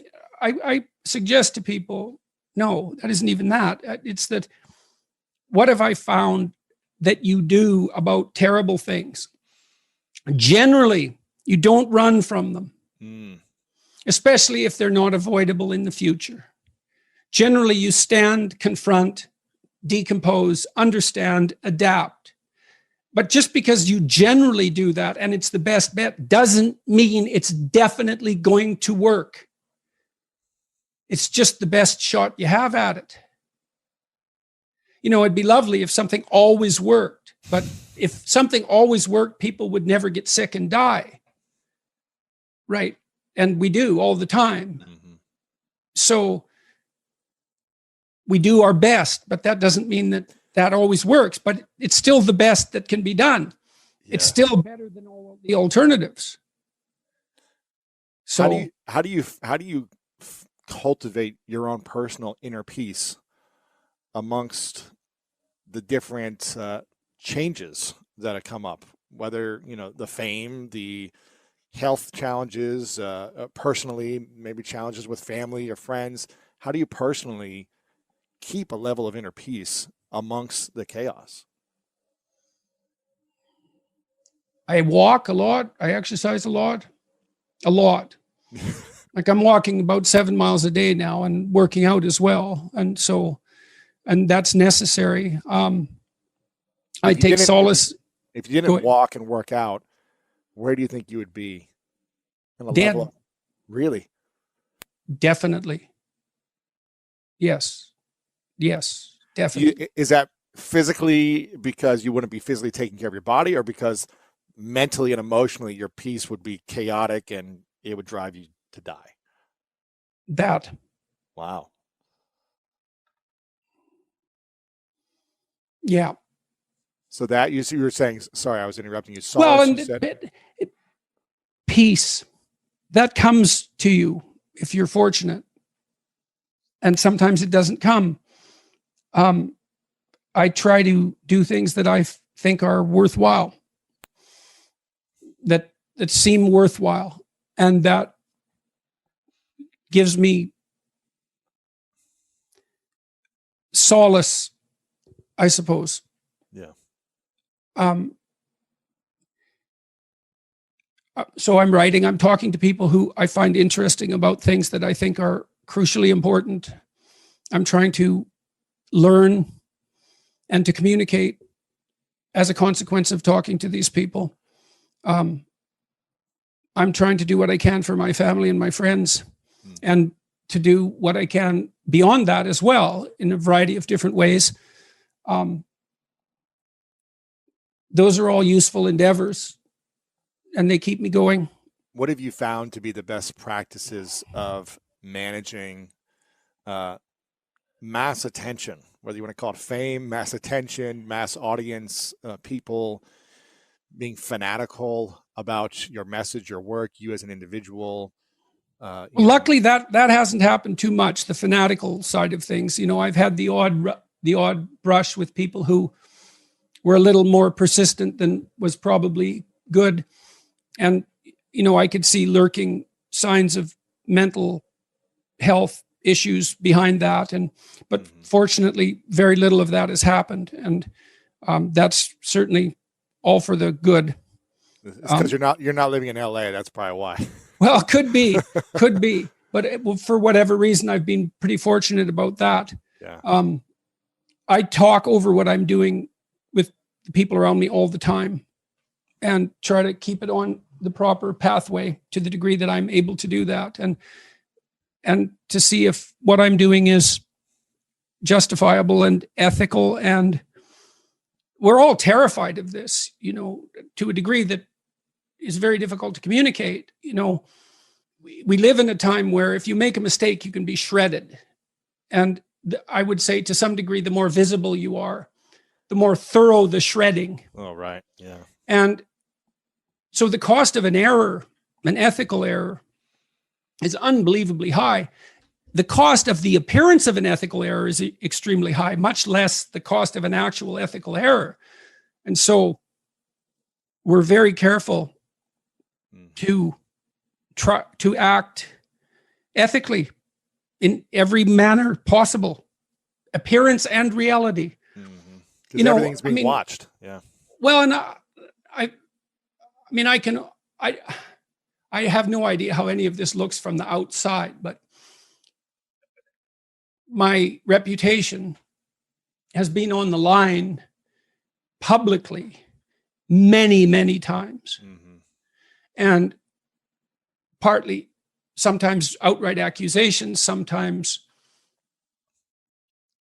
as a consequence of things I hypothetically said, sometimes as a consequence of newspaper articles that, have taken a particular twist. And God only knows how many times a consequence of my own inadequacies and errors. But every time that rises up as an issue, there's a 2-week period where no one in my family knows if this is the time that it's just going to go to hell. Really? Where it's all crumbles. Absolutely. Sure. Look at how many people it happens to. And look how people respond, man. It doesn't take a very big Twitter mob to chase anyone back into their hole. How do we chase a company, for that matter, back into on its heels? I mean, is that how it looks to you? I mean, what do you think about this? Yeah, I'm just curious, as people, individuals, whether it be me, you, or anyone, wants to build something, wants to have a goal, an aim, as you talk about, and go after this thing that they care about and share their opinions, share their voice, have good intentions. Maybe someone doesn't like those intentions, but have good intentions. How do we, as human beings, think about reputation? And does reputation even matter anymore if anyone can try to tear your reputation down? Should we be focused on having a good reputation? Yes. And how do we protect but you should be more focused on deserving a good reputation. What does that mean? Don't do things you know to be wrong. And even if you don't lie. Yeah. Don't lie. Don't be careless. Especially if you're. See, I'm fortunate, I suppose. I put all my lectures online. So virtually everything I've ever said to a student is, obviously not, but a non-biased sample of everything that I've ever said to students is available. Well, it hasn't come back to bite me. Right. And that's hundreds of hours. Why? Well, because I've been fortunate enough not to have said anything fatal. And, maybe that's because I'm careful with my words. I don't want to attribute too much virtue to myself in relationship to that. I know that good fortune plays an immense role in how things turn out for people, and that you can get unlucky. But, one rule I didn't write down is act so that you can speak of what you do. So there's two domains of lying, right? So one lie is a statement, the other lie is an action. You know it's wrong. You do it anyway. It looks to me like that's becoming riskier and riskier. Right. People aren't doing that anymore because they're getting caught. Yes, and the consequences are dire. Well, but then you think about this. You tell me what you think about this. One of the things that Carl Jung taught me, again, was that, as we become more technologically powerful, the quality of our individual morality becomes an increasingly pressing social concern, because each of us are far more powerful than we once were, for good and for evil. And so with this technological prowess comes an associated ethical demand. And I don't see a flaw in that argument. I don't see how that can be anything other than true. If technology multiplies your power, then it multiplies the cataclysmic consequences of your own immorality. Right. And if you did one thing 10 years ago and someone finds it, it could haunt you, it seems like, is what's happening. There's no doubt about that. Not only could it, it will. It will. In all likelihood. And that's a problem too, because of course people do make mistakes. And I'm perfectly pleased that my teenage years aren't stored on YouTube, for example. It must be terrifying. You've been gone a long time ago. Well, it must be terrifying to be a teenager now, knowing that your drunken foolishness at a party could become the next viral YouTube video. I was lucky enough I've never been drunk in my life. And that was a conscious decision because my brother actually went to prison for drugs when I was a kid. And I was in a prison visiting room many weekends for many years and witnessing the consequences of doing certain things. So for me, I was like, I don't want to touch any of this stuff. I don't even care if it's like, I'm not going to sell it, but I'm not going to take anything. And but it doesn't mean that I didn't do bad things. Like, you know, I cheated, I lied, I stole, you know, I did all these things that I'm not proud of when I was 10 to 13 until I got caught. And I was like, oh, my actions actually affect a lot of people. And I remember the shame. Well, it's normative behavior. I mean, if you look at adolescents, imagine there are adolescents who break rules all the time, including legal rules. Okay, well, they tend to become criminal. It's too much. But then at the opposite end of the distribution are adolescents who don't break any rules, and they tend to develop internalizing disorders, depression, anxiety disorders, that sort of thing. So they're too constrained. So there is a certain amount of exploration of rule breaking that's a normative part of healthy development. And but now, you know, you could take a chunk of that, a video of it, a record of it, and it's permanent. Can you imagine not being able to forget your past? Painful. So painful. And not even you forgetting it, but the world knowing your past, seeing it or witnessing it. Mm-hmm. Yes, and sort of unexpectedly and at any moment. Yeah. Right. What's your greatest fear with the fame and the acknowledgement that you have at the level of you have it? What's the greatest fear you have moving forward? Or that I'll do something to that I'll betray the people that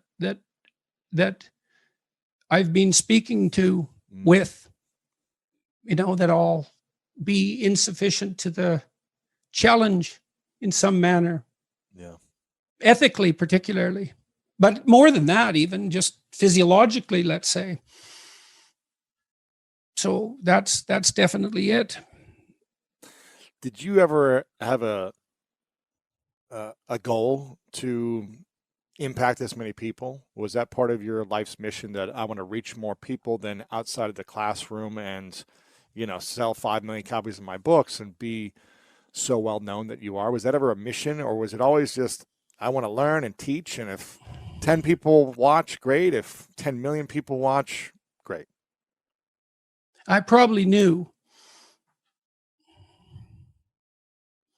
I knew when I was working on my Maps of Meaning book that I tried to write about the most serious problem I could find in the most serious way I could manage. And I thought, well, if this is a serious problem and I'm addressing it seriously, it's probably a serious endeavor and will have the consequences of that, whatever those might be.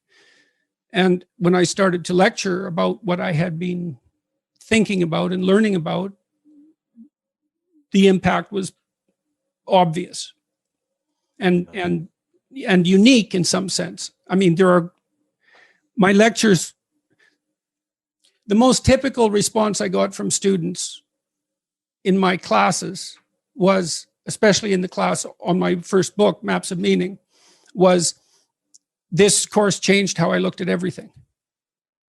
And I would say, my life, the world, the universe, God. Everything. Yeah. Or they'd say, well, I've learned all these things and I don't know how to talk about them with anyone else, which was the same sort of thing. And a lot of the public commentary on my work it's similar to that. But, in some sense, that wasn't a surprise, because what I learned changed the way I looked at things completely too. Completely, 100, like completely, in a revolutionary way. And so, and I had a sense of that from, I don't know how old, very young. You had a sense 4, 5, you had young. You had a sense that your life would impact millions of people?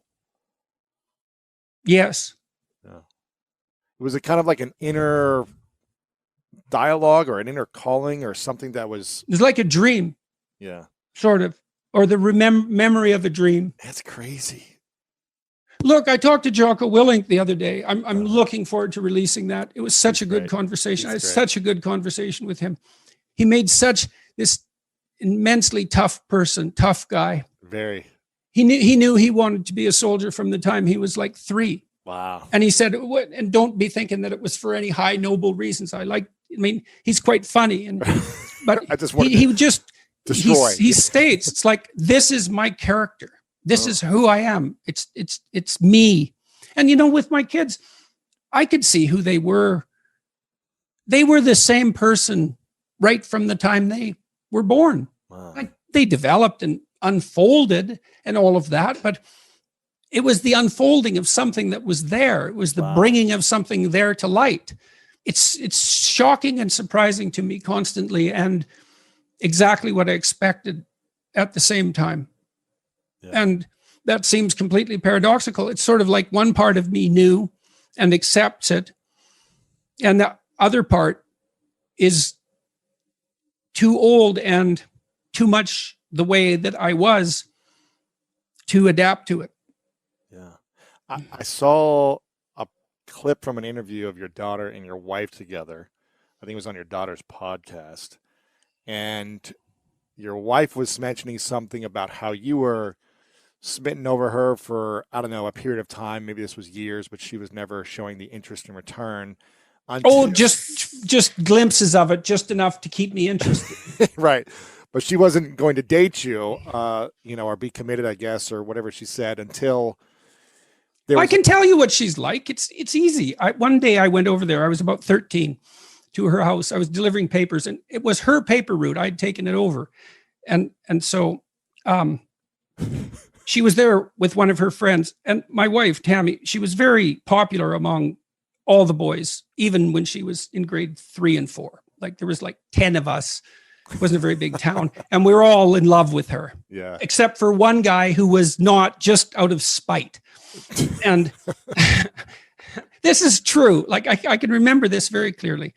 Anyways, I went over there she was a friend of mine when I was a kid, but there was always this romantic interest part of it, even when we were very young. And we didn't see much of each other when we were around 13. Girls mature faster than boys, and I was also 1 year behind. In any case, I went over to her place one day delivering these newspapers, and she was talking to her friend, Hazel, blonde girl, who was a very attractive girl as well. And they were talking about getting married. And they were, being kind of cynical and smart ass about it. And Tammy said to her friend, I don't want to change my name when I get married. I'm going to have to marry some wimp. And she turned around and looked at me and smiled. And she said, Jordan, would you like to get married? Wow. And I thought, and she was playing like it was a poke, and it was, genuinely a poke, but she knew I liked her. And so, it was one of those barbs that's funny because it's close to the bone. True. Right. Well, that's where real humor exists, right? It's right on that cutting edge. And so that was her. She was provocative like that. And I told her that story when we decided to get married. And I said, well, you're Tammy Peterson, not Tammy Roberts. And so that, I got the last laugh in that story, but it took like 20 years. For sure. So, yeah. Well, she had mentioned something like, he wasn't suitable or ready for me until you were. And I don't know it's typical. Like, as soon as she found out that I was attractive to other women because I was, vaguely competent, then she swooped in for the kill. Exactly. So I'm curious, what is the keys to building confidence when you feel insecure, afraid, or scared of being embarrassed, whether it be dating someone or a career or anything? What's the keys to building confidence so that you're attracting what you want? Look, I read some of your biographical history before we talked today, and you tell a story about being picked last. Mm-hmm. And then you compensated for that. Yes. Now, Alfred Adler, by the way, the psychoanalyst, the associate of Freud, built his whole theory around compensation of that sort. Inferiority complex plus compensation. But it's adaptive, right? Like, you got picked last. It embarrassed the hell out of you. Yep. So what did you do? You decided, that is not going to be me Never anymore. again. Right. Never again. Okay. Yes. Now you did say, that you adopted a maybe too inflexible model of what it meant to be masculine as a consequence. But when I read that, I thought, yeah, but still fair enough. It wasn't the new you that you adopted wasn't optimal in all possible manners, but it was definitely improvement over the previous you. Exactly. I wasn't picked last again. That's for sure. Right. Well, exactly. Okay. So the first thing I would say is that if you feel insecure and less and ashamed and all of that you have to take stock. And look, I have an exercise online at selfauthoring.com. There's 3 exercises there. One helps you write about the past, one about the present, and one about the future. The present authoring program helps you assess your faults and your virtues. Okay, well, if you have some faults and you feel insecure and inferior because of that, well, you should. Now, it shouldn't be so much that you're crippled by it and unable to take action. You shouldn't be beating yourself into the ground because you're not everything you could be, because no one is. And if you beat yourself into the ground, then you can't get up and improve. But you have to differentiate. It's like, okay, to what degree am I being hard on myself, counterproductively critical, hearing the voice of my too harsh and angry father in my head, right? Adopting inappropriate stereotypical representations of masculine competence. How much of my self-criticism is ill-advised? Fair enough. And you want to deal with yourself with a certain amount of care. But then along with that, there's fix your weaknesses. If you're ashamed of being ignorant, you're showing up at a party because, you claim to knowledge that you don't have and someone exposes you. Well, you can be angry at them and you probably will, but they've actually done you a favor.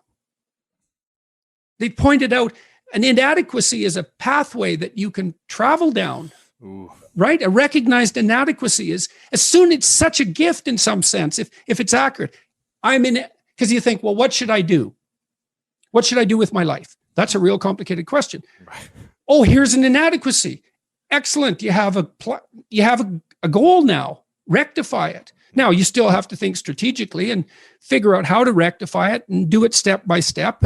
But Carl Rogers, the psychotherapist, pointed out that the person, for therapy to be successful, the person has to want to change.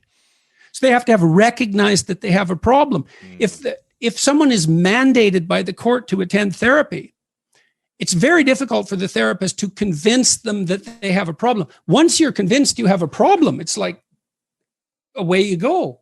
I know it's still technically difficult. It requires discipline and all of that. There's no magic solution. But if you're plagued by feelings of inferiority, you should rectify the most obvious inferiorities. Right. Focus on those first over optimizing strengths, would you say? No, not necessarily. Not necessarily. And you don't have to redress I'm a terrible jazz musician. Right. It's not a thing where you hold shame around or like. Well, it's not an impediment. Yeah.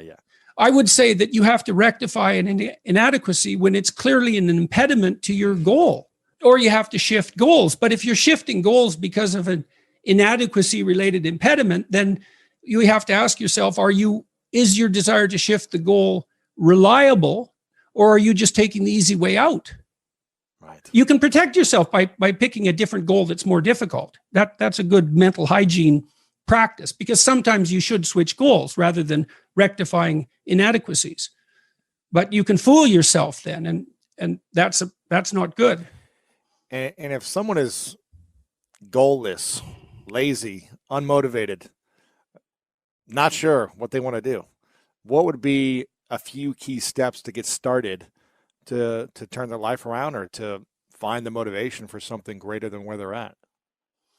Well, I think a fair bit of that's probably to be found in, you can find it in shame.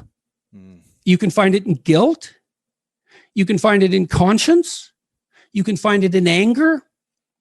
You can find it in interest and engagement and beauty. There's lots of pathways. If you're angry about something in the world, well, that's an indication that that's in some sense your problem, right? It's speaking to you in a moral sense. This shouldn't be that way. Well, maybe you're the person who should do something about it in some manner. Maybe it'll take your whole life to figure out how to do that. But it's bothering you for a reason.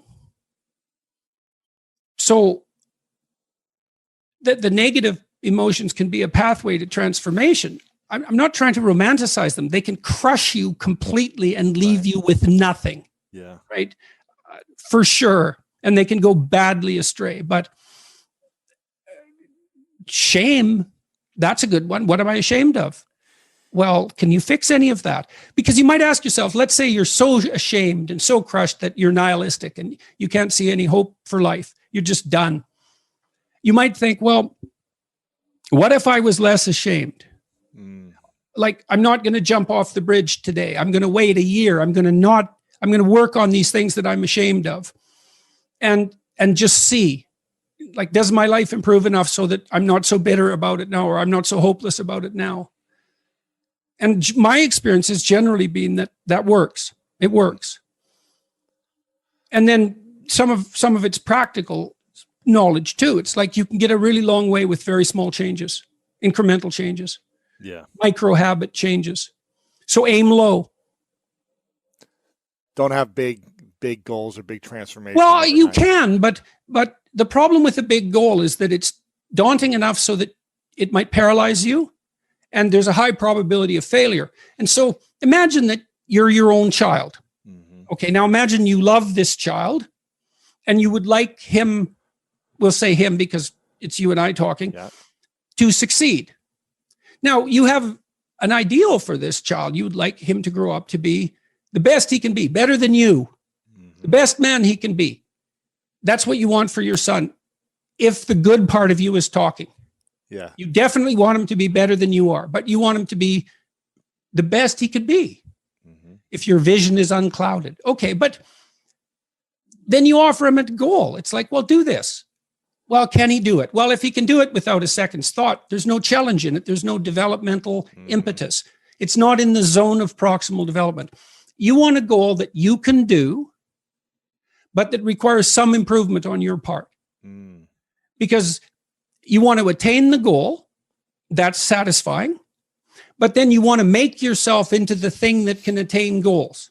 And so you want to push yourself. You want to push yourself a bit further. Yes. And there's an ample psychological literature that suggests that that's where maximal motivation is to be found. Interesting. So you're pursuing a goal, but you're also pursuing the goal of transforming yourself at the same time. You're doing both of those at the same time.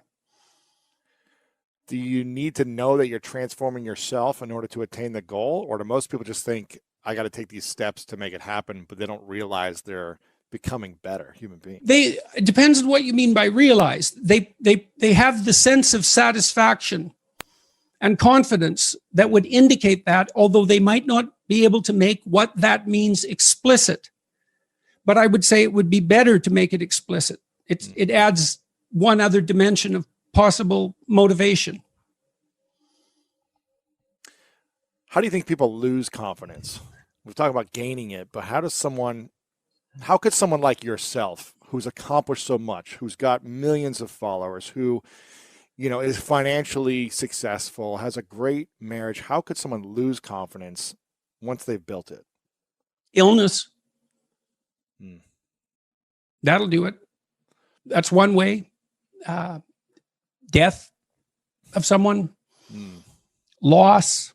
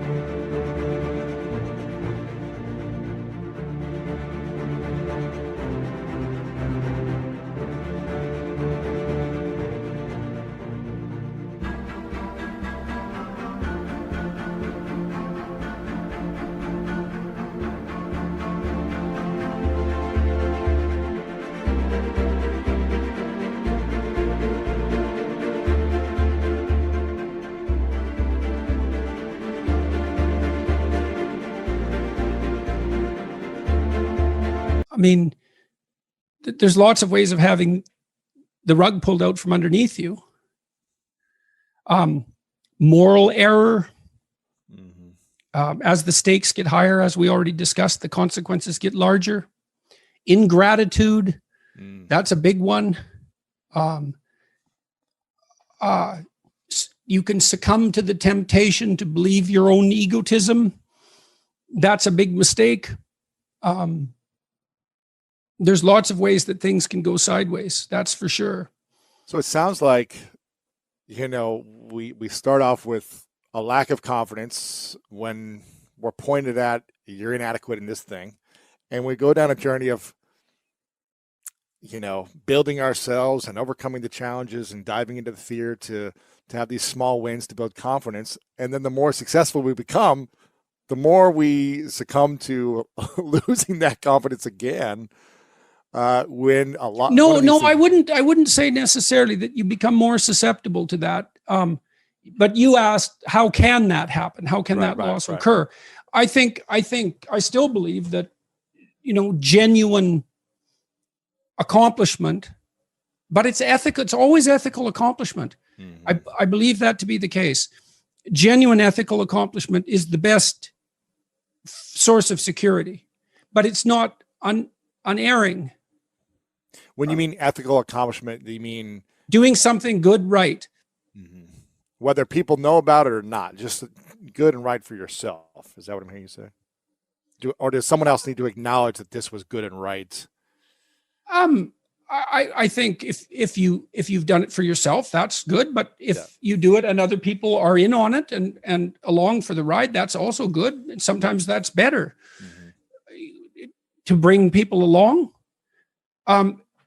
If it's just a matter of them acknowledging it, well, there's value in that too. I mean, people say, well, you shouldn't care what people think of you. It's like, well, of course you should. Psychopaths don't care what people think of them. Now, you shouldn't care so much what people think about you that you're willing to lie to maintain whatever it is that you think they value. Like there are places beyond which that becomes counterproductive, clearly. But of course, well, I mean, I read the comments in YouTube particularly, and I pay attention to them. And if, 30 people say something like, here's something I do, and I probably did it to you. When I'm interviewing, I interrupt more than a certain percentage of my audience would like. That's my comments. It's like, just let them speak. You interrupt too much. So I just try to shut up more now. Do you know the joke? What's the joke? Knock, knock. Who's there? The interrupting cow. The interrupting cow. Moo.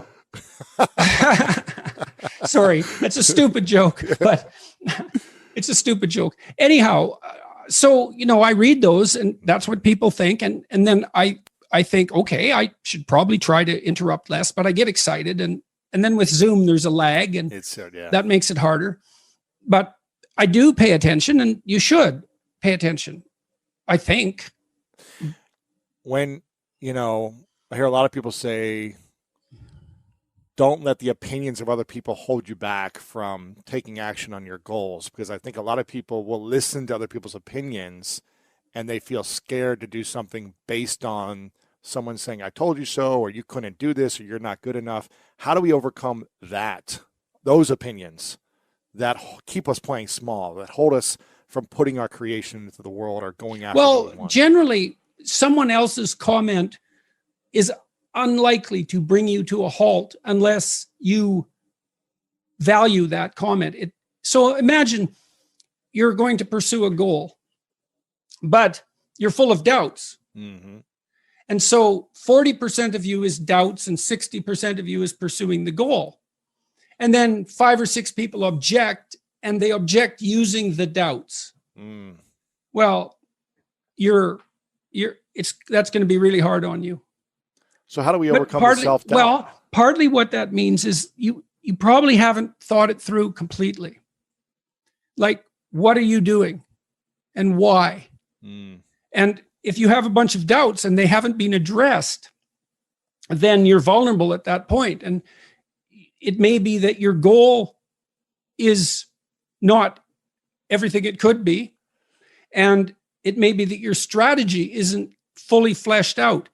And so you have to have a conversation with your doubts and take them seriously and see if you can construct a goal that you're on board with. Right. And then a doubt pops up because someone criticizes you and triggers a doubt, and you look at the doubt and you think, okay, here's the doubt, and this is why what I'm doing, maybe won't work. But then you think, but I've thought this through, and I've thought this through, and I've thought this through, and that all works. And so, no, that isn't going to stop me. So I look and I think, well, I'm writing something. Why? Well, I want to figure out this problem. I want to think about this problem. Why? Well, it's an engaging problem, but it's a problem that many people seem to have, so that discussing it and figuring it out seems to be useful. Why? Well, because the more of us who take problems seriously and try to address them and communicate about them, the fewer problems we might have and the less suffering there'll be. And suffering doesn't seem to be a good thing, unnecessary suffering. Maybe we could work towards it, and maybe that's what I should be doing. And that seems to be what's ethical, and that's it. Like, right. And you might say, well, what if you doubt that doing what's ethical is right? Well, it's not that easy to construct an argument that supports the idea that having more unnecessary suffering in the world is good. Mm-hmm. Right. Right. So I would say, you want to put yourself on firm moral foundations. And people talk about morality all the time. This is what you should do, or you're a bad person. It's arbitrary. Mm-hmm. It's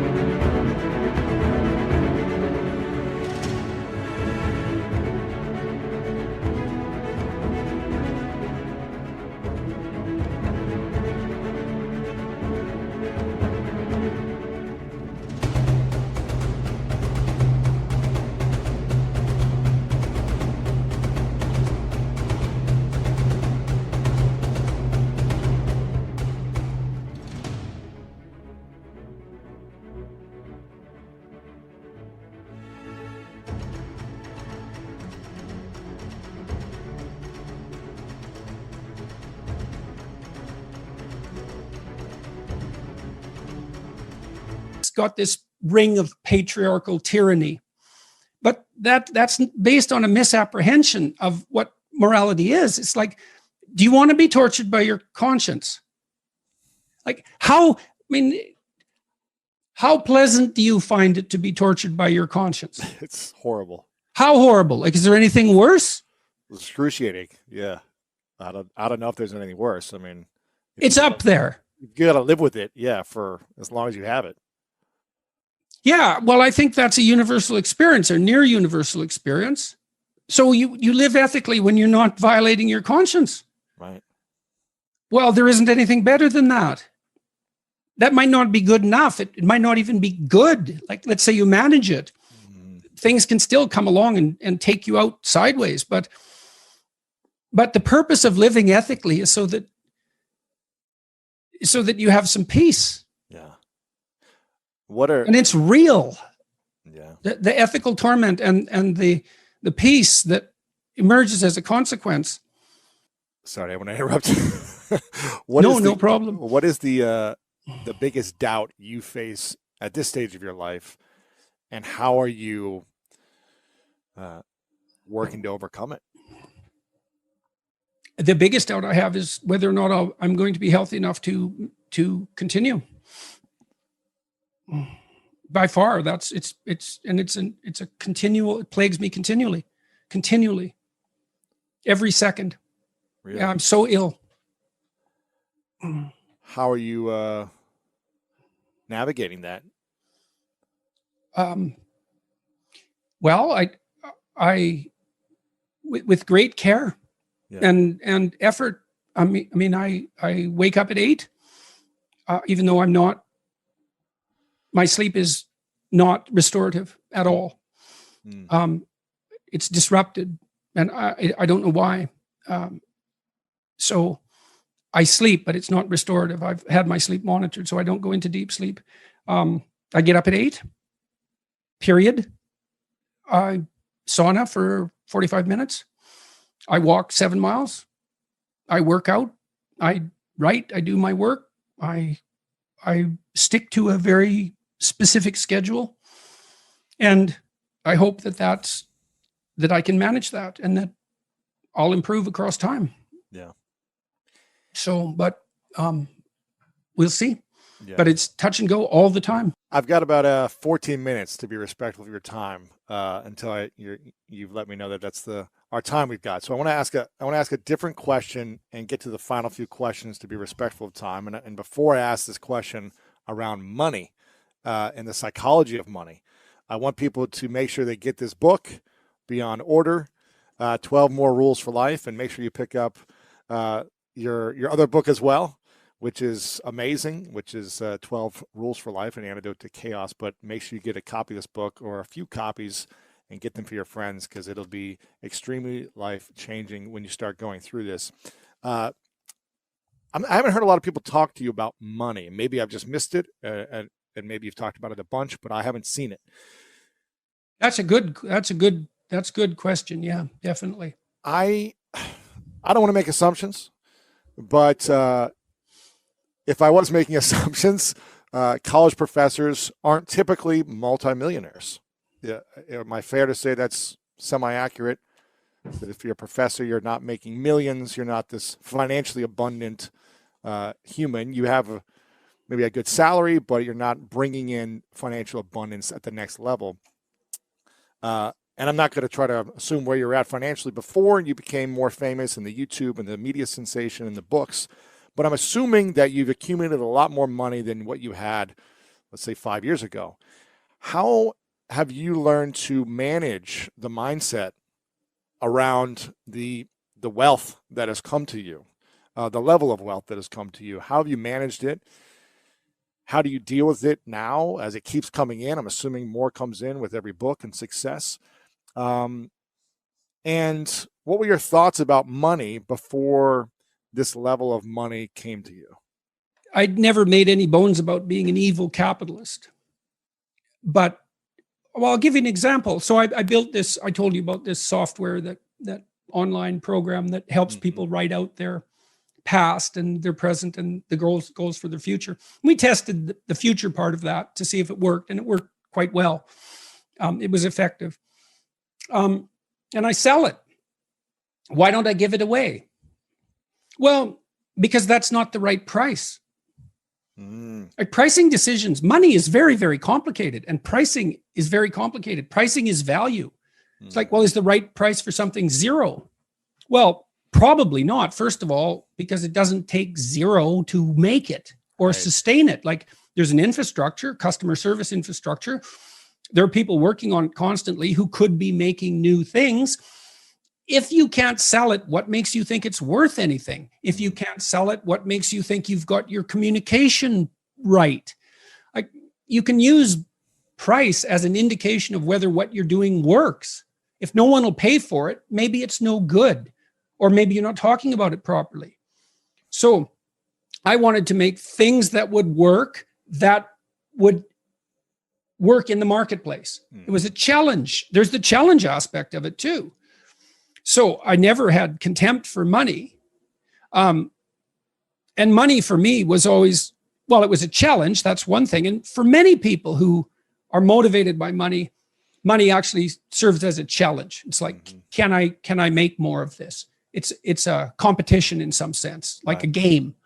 Because you might think, well, they want all the things. It's like, yeah, sort of, no.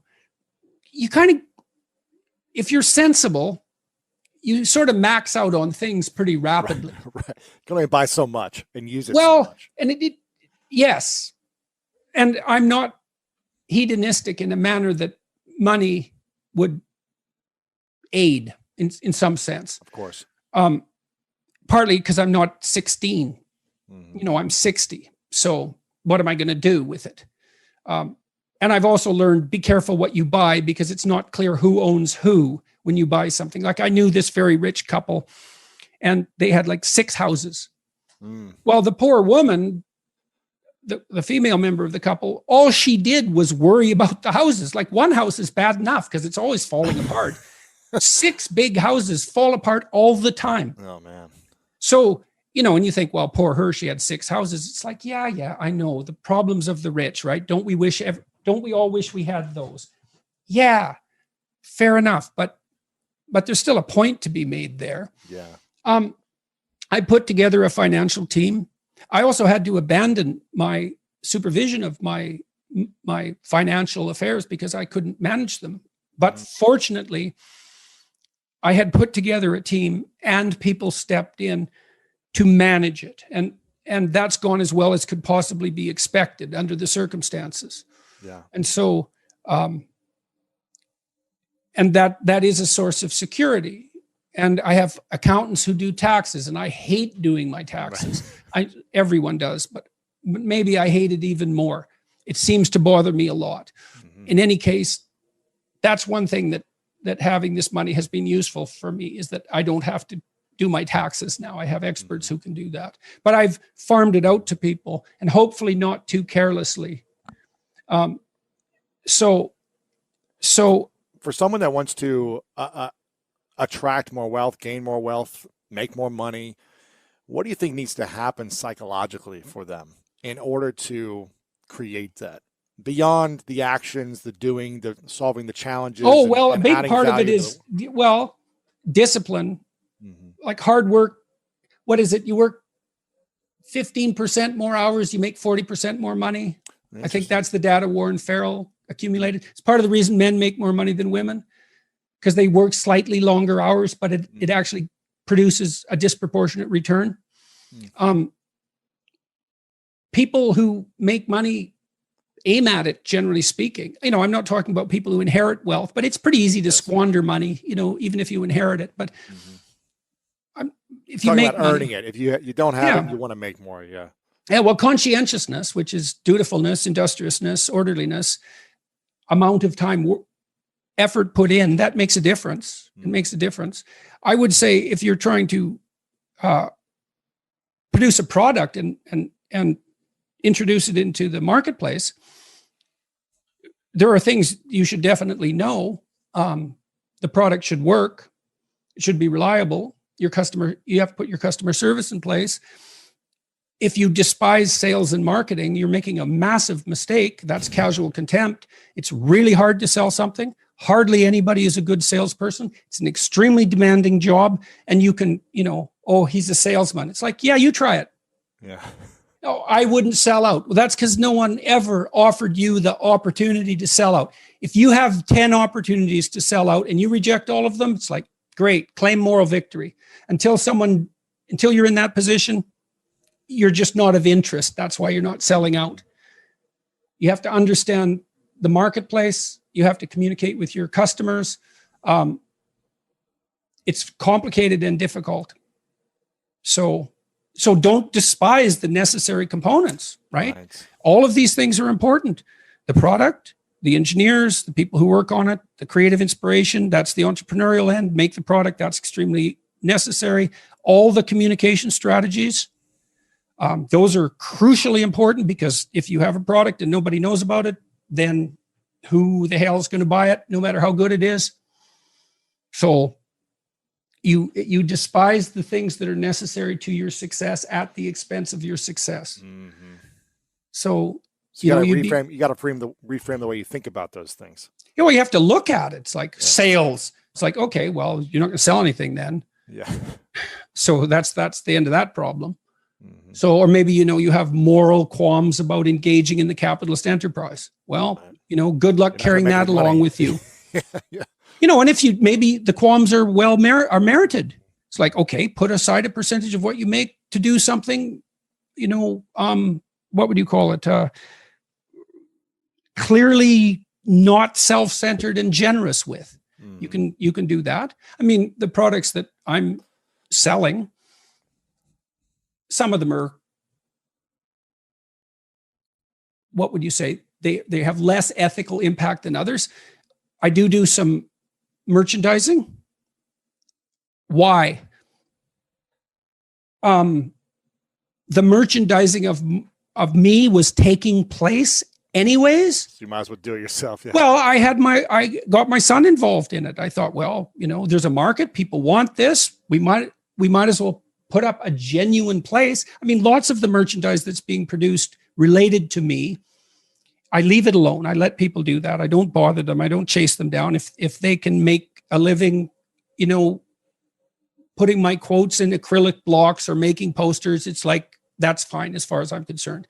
But we have some things, posters and so on, and people want them. So if they want them, I don't see that it does any harm. You might think it's kind of cheap. You know what I mean? It's like it's like the Disneyfication of philosophy. But I am interested I'm interested in communicating with the public. This is sales and marketing. Mm-hmm. Most academic work languishes. Yeah. Well, I don't have contempt for my readers, listeners, and viewers.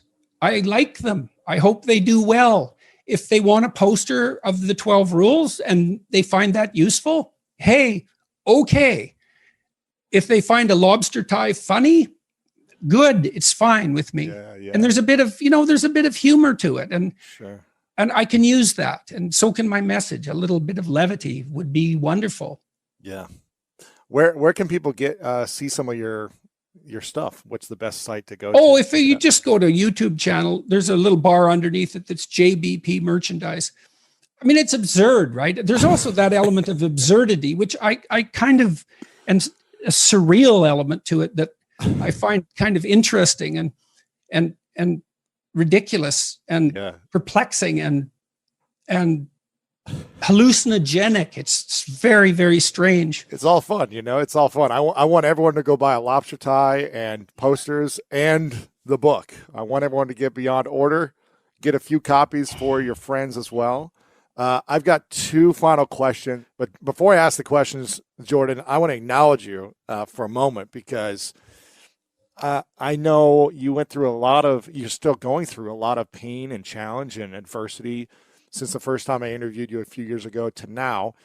And I also know that you went through a lot of pain and adversity with your kids, with your daughter specifically, and other challenges that have happened in your life. And I acknowledge you for continually showing up in a time of uncertainty, in a time of maybe a loss of hope at different moments, in a time of physical pain, in a time of lack of sleep continually and non-restorative sleep. The fact that you continue to show up and serve is truly to be acknowledged. And I'm so grateful that you take the time to come on my show and share this knowledge, because I know the impact it'll have in the service of the message and all the work that you're doing for your own content and everyone else's that you're being on. I'm really grateful that you've decided to continue to show up. Well, whatever I might be doing for other people, they're certainly doing that for me. So I'm grateful to have the privilege, the immense and staggering privilege of being attended to. It's amazing. It's so I don't, whatever I might be, what would you say, sacrificing for it, I'm gaining equivalently. I've had so much support from people. It's just absolutely staggering. And so we appreciate you, and you're making an impact on our lives, and we hope you're balancing and taking care of your health as well. That's the most important. I asked you two questions in the last interview that I'd love to ask you again. I'm not sure if you're going to remember them, but I want to see if you have the same or different response. The one question is hypothetical. It's called my 3 truths question. I would like you to imagine that many, many years away, you get to choose the last day on earth for yourself, but you eventually got to go. And you accomplish everything you want to create into the world. You see your work come to life, the impact, the family, everything happens, and it's magical, right? But for whatever reason, you got to take all your work with you. So you got to take Beyond Order, all your content, your videos, podcasts. It's all got to go with you to the next place. But you get to leave behind 3 truths, the 3 lessons, the biggest lessons you've learned in your life that you'd want to share with the world. And this is all we would have of your content left behind. What would you say would be your 3 truths? I would say have the faith, strive to manifest the faith necessary to make things better rather than worse.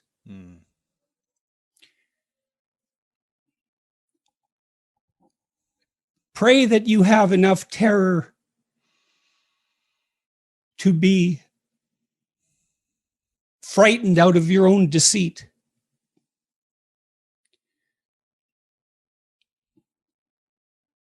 And strive to be grateful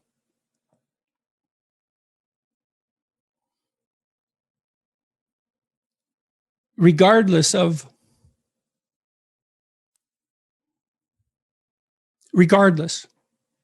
That would be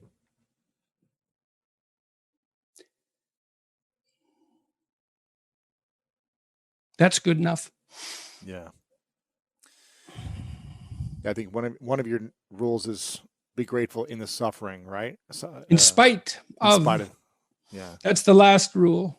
And the one that I've wrestled with most, I would say, over especially the last 2 years.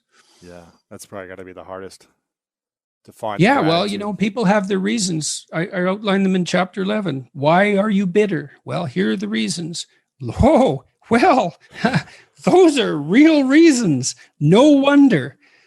You listen to someone tell you about their life. It's so typical, so frequent, catastrophic occurrences, and yet people stumble forward positively, and it's a miracle. And a lot of that that chapter, be grateful in spite of your suffering. It's really a chapter about, in some sense, about faith and courage.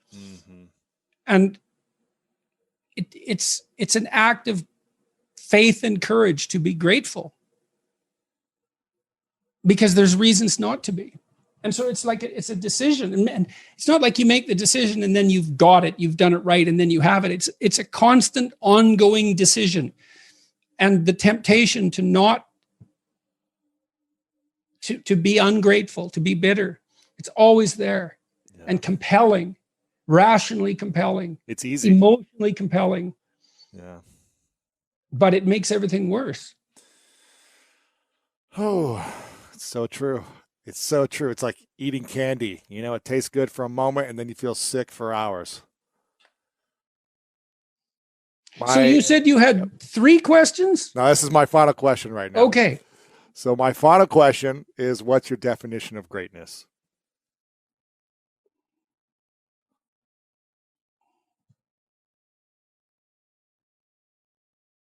The capacity to utter and abide by beautiful truths.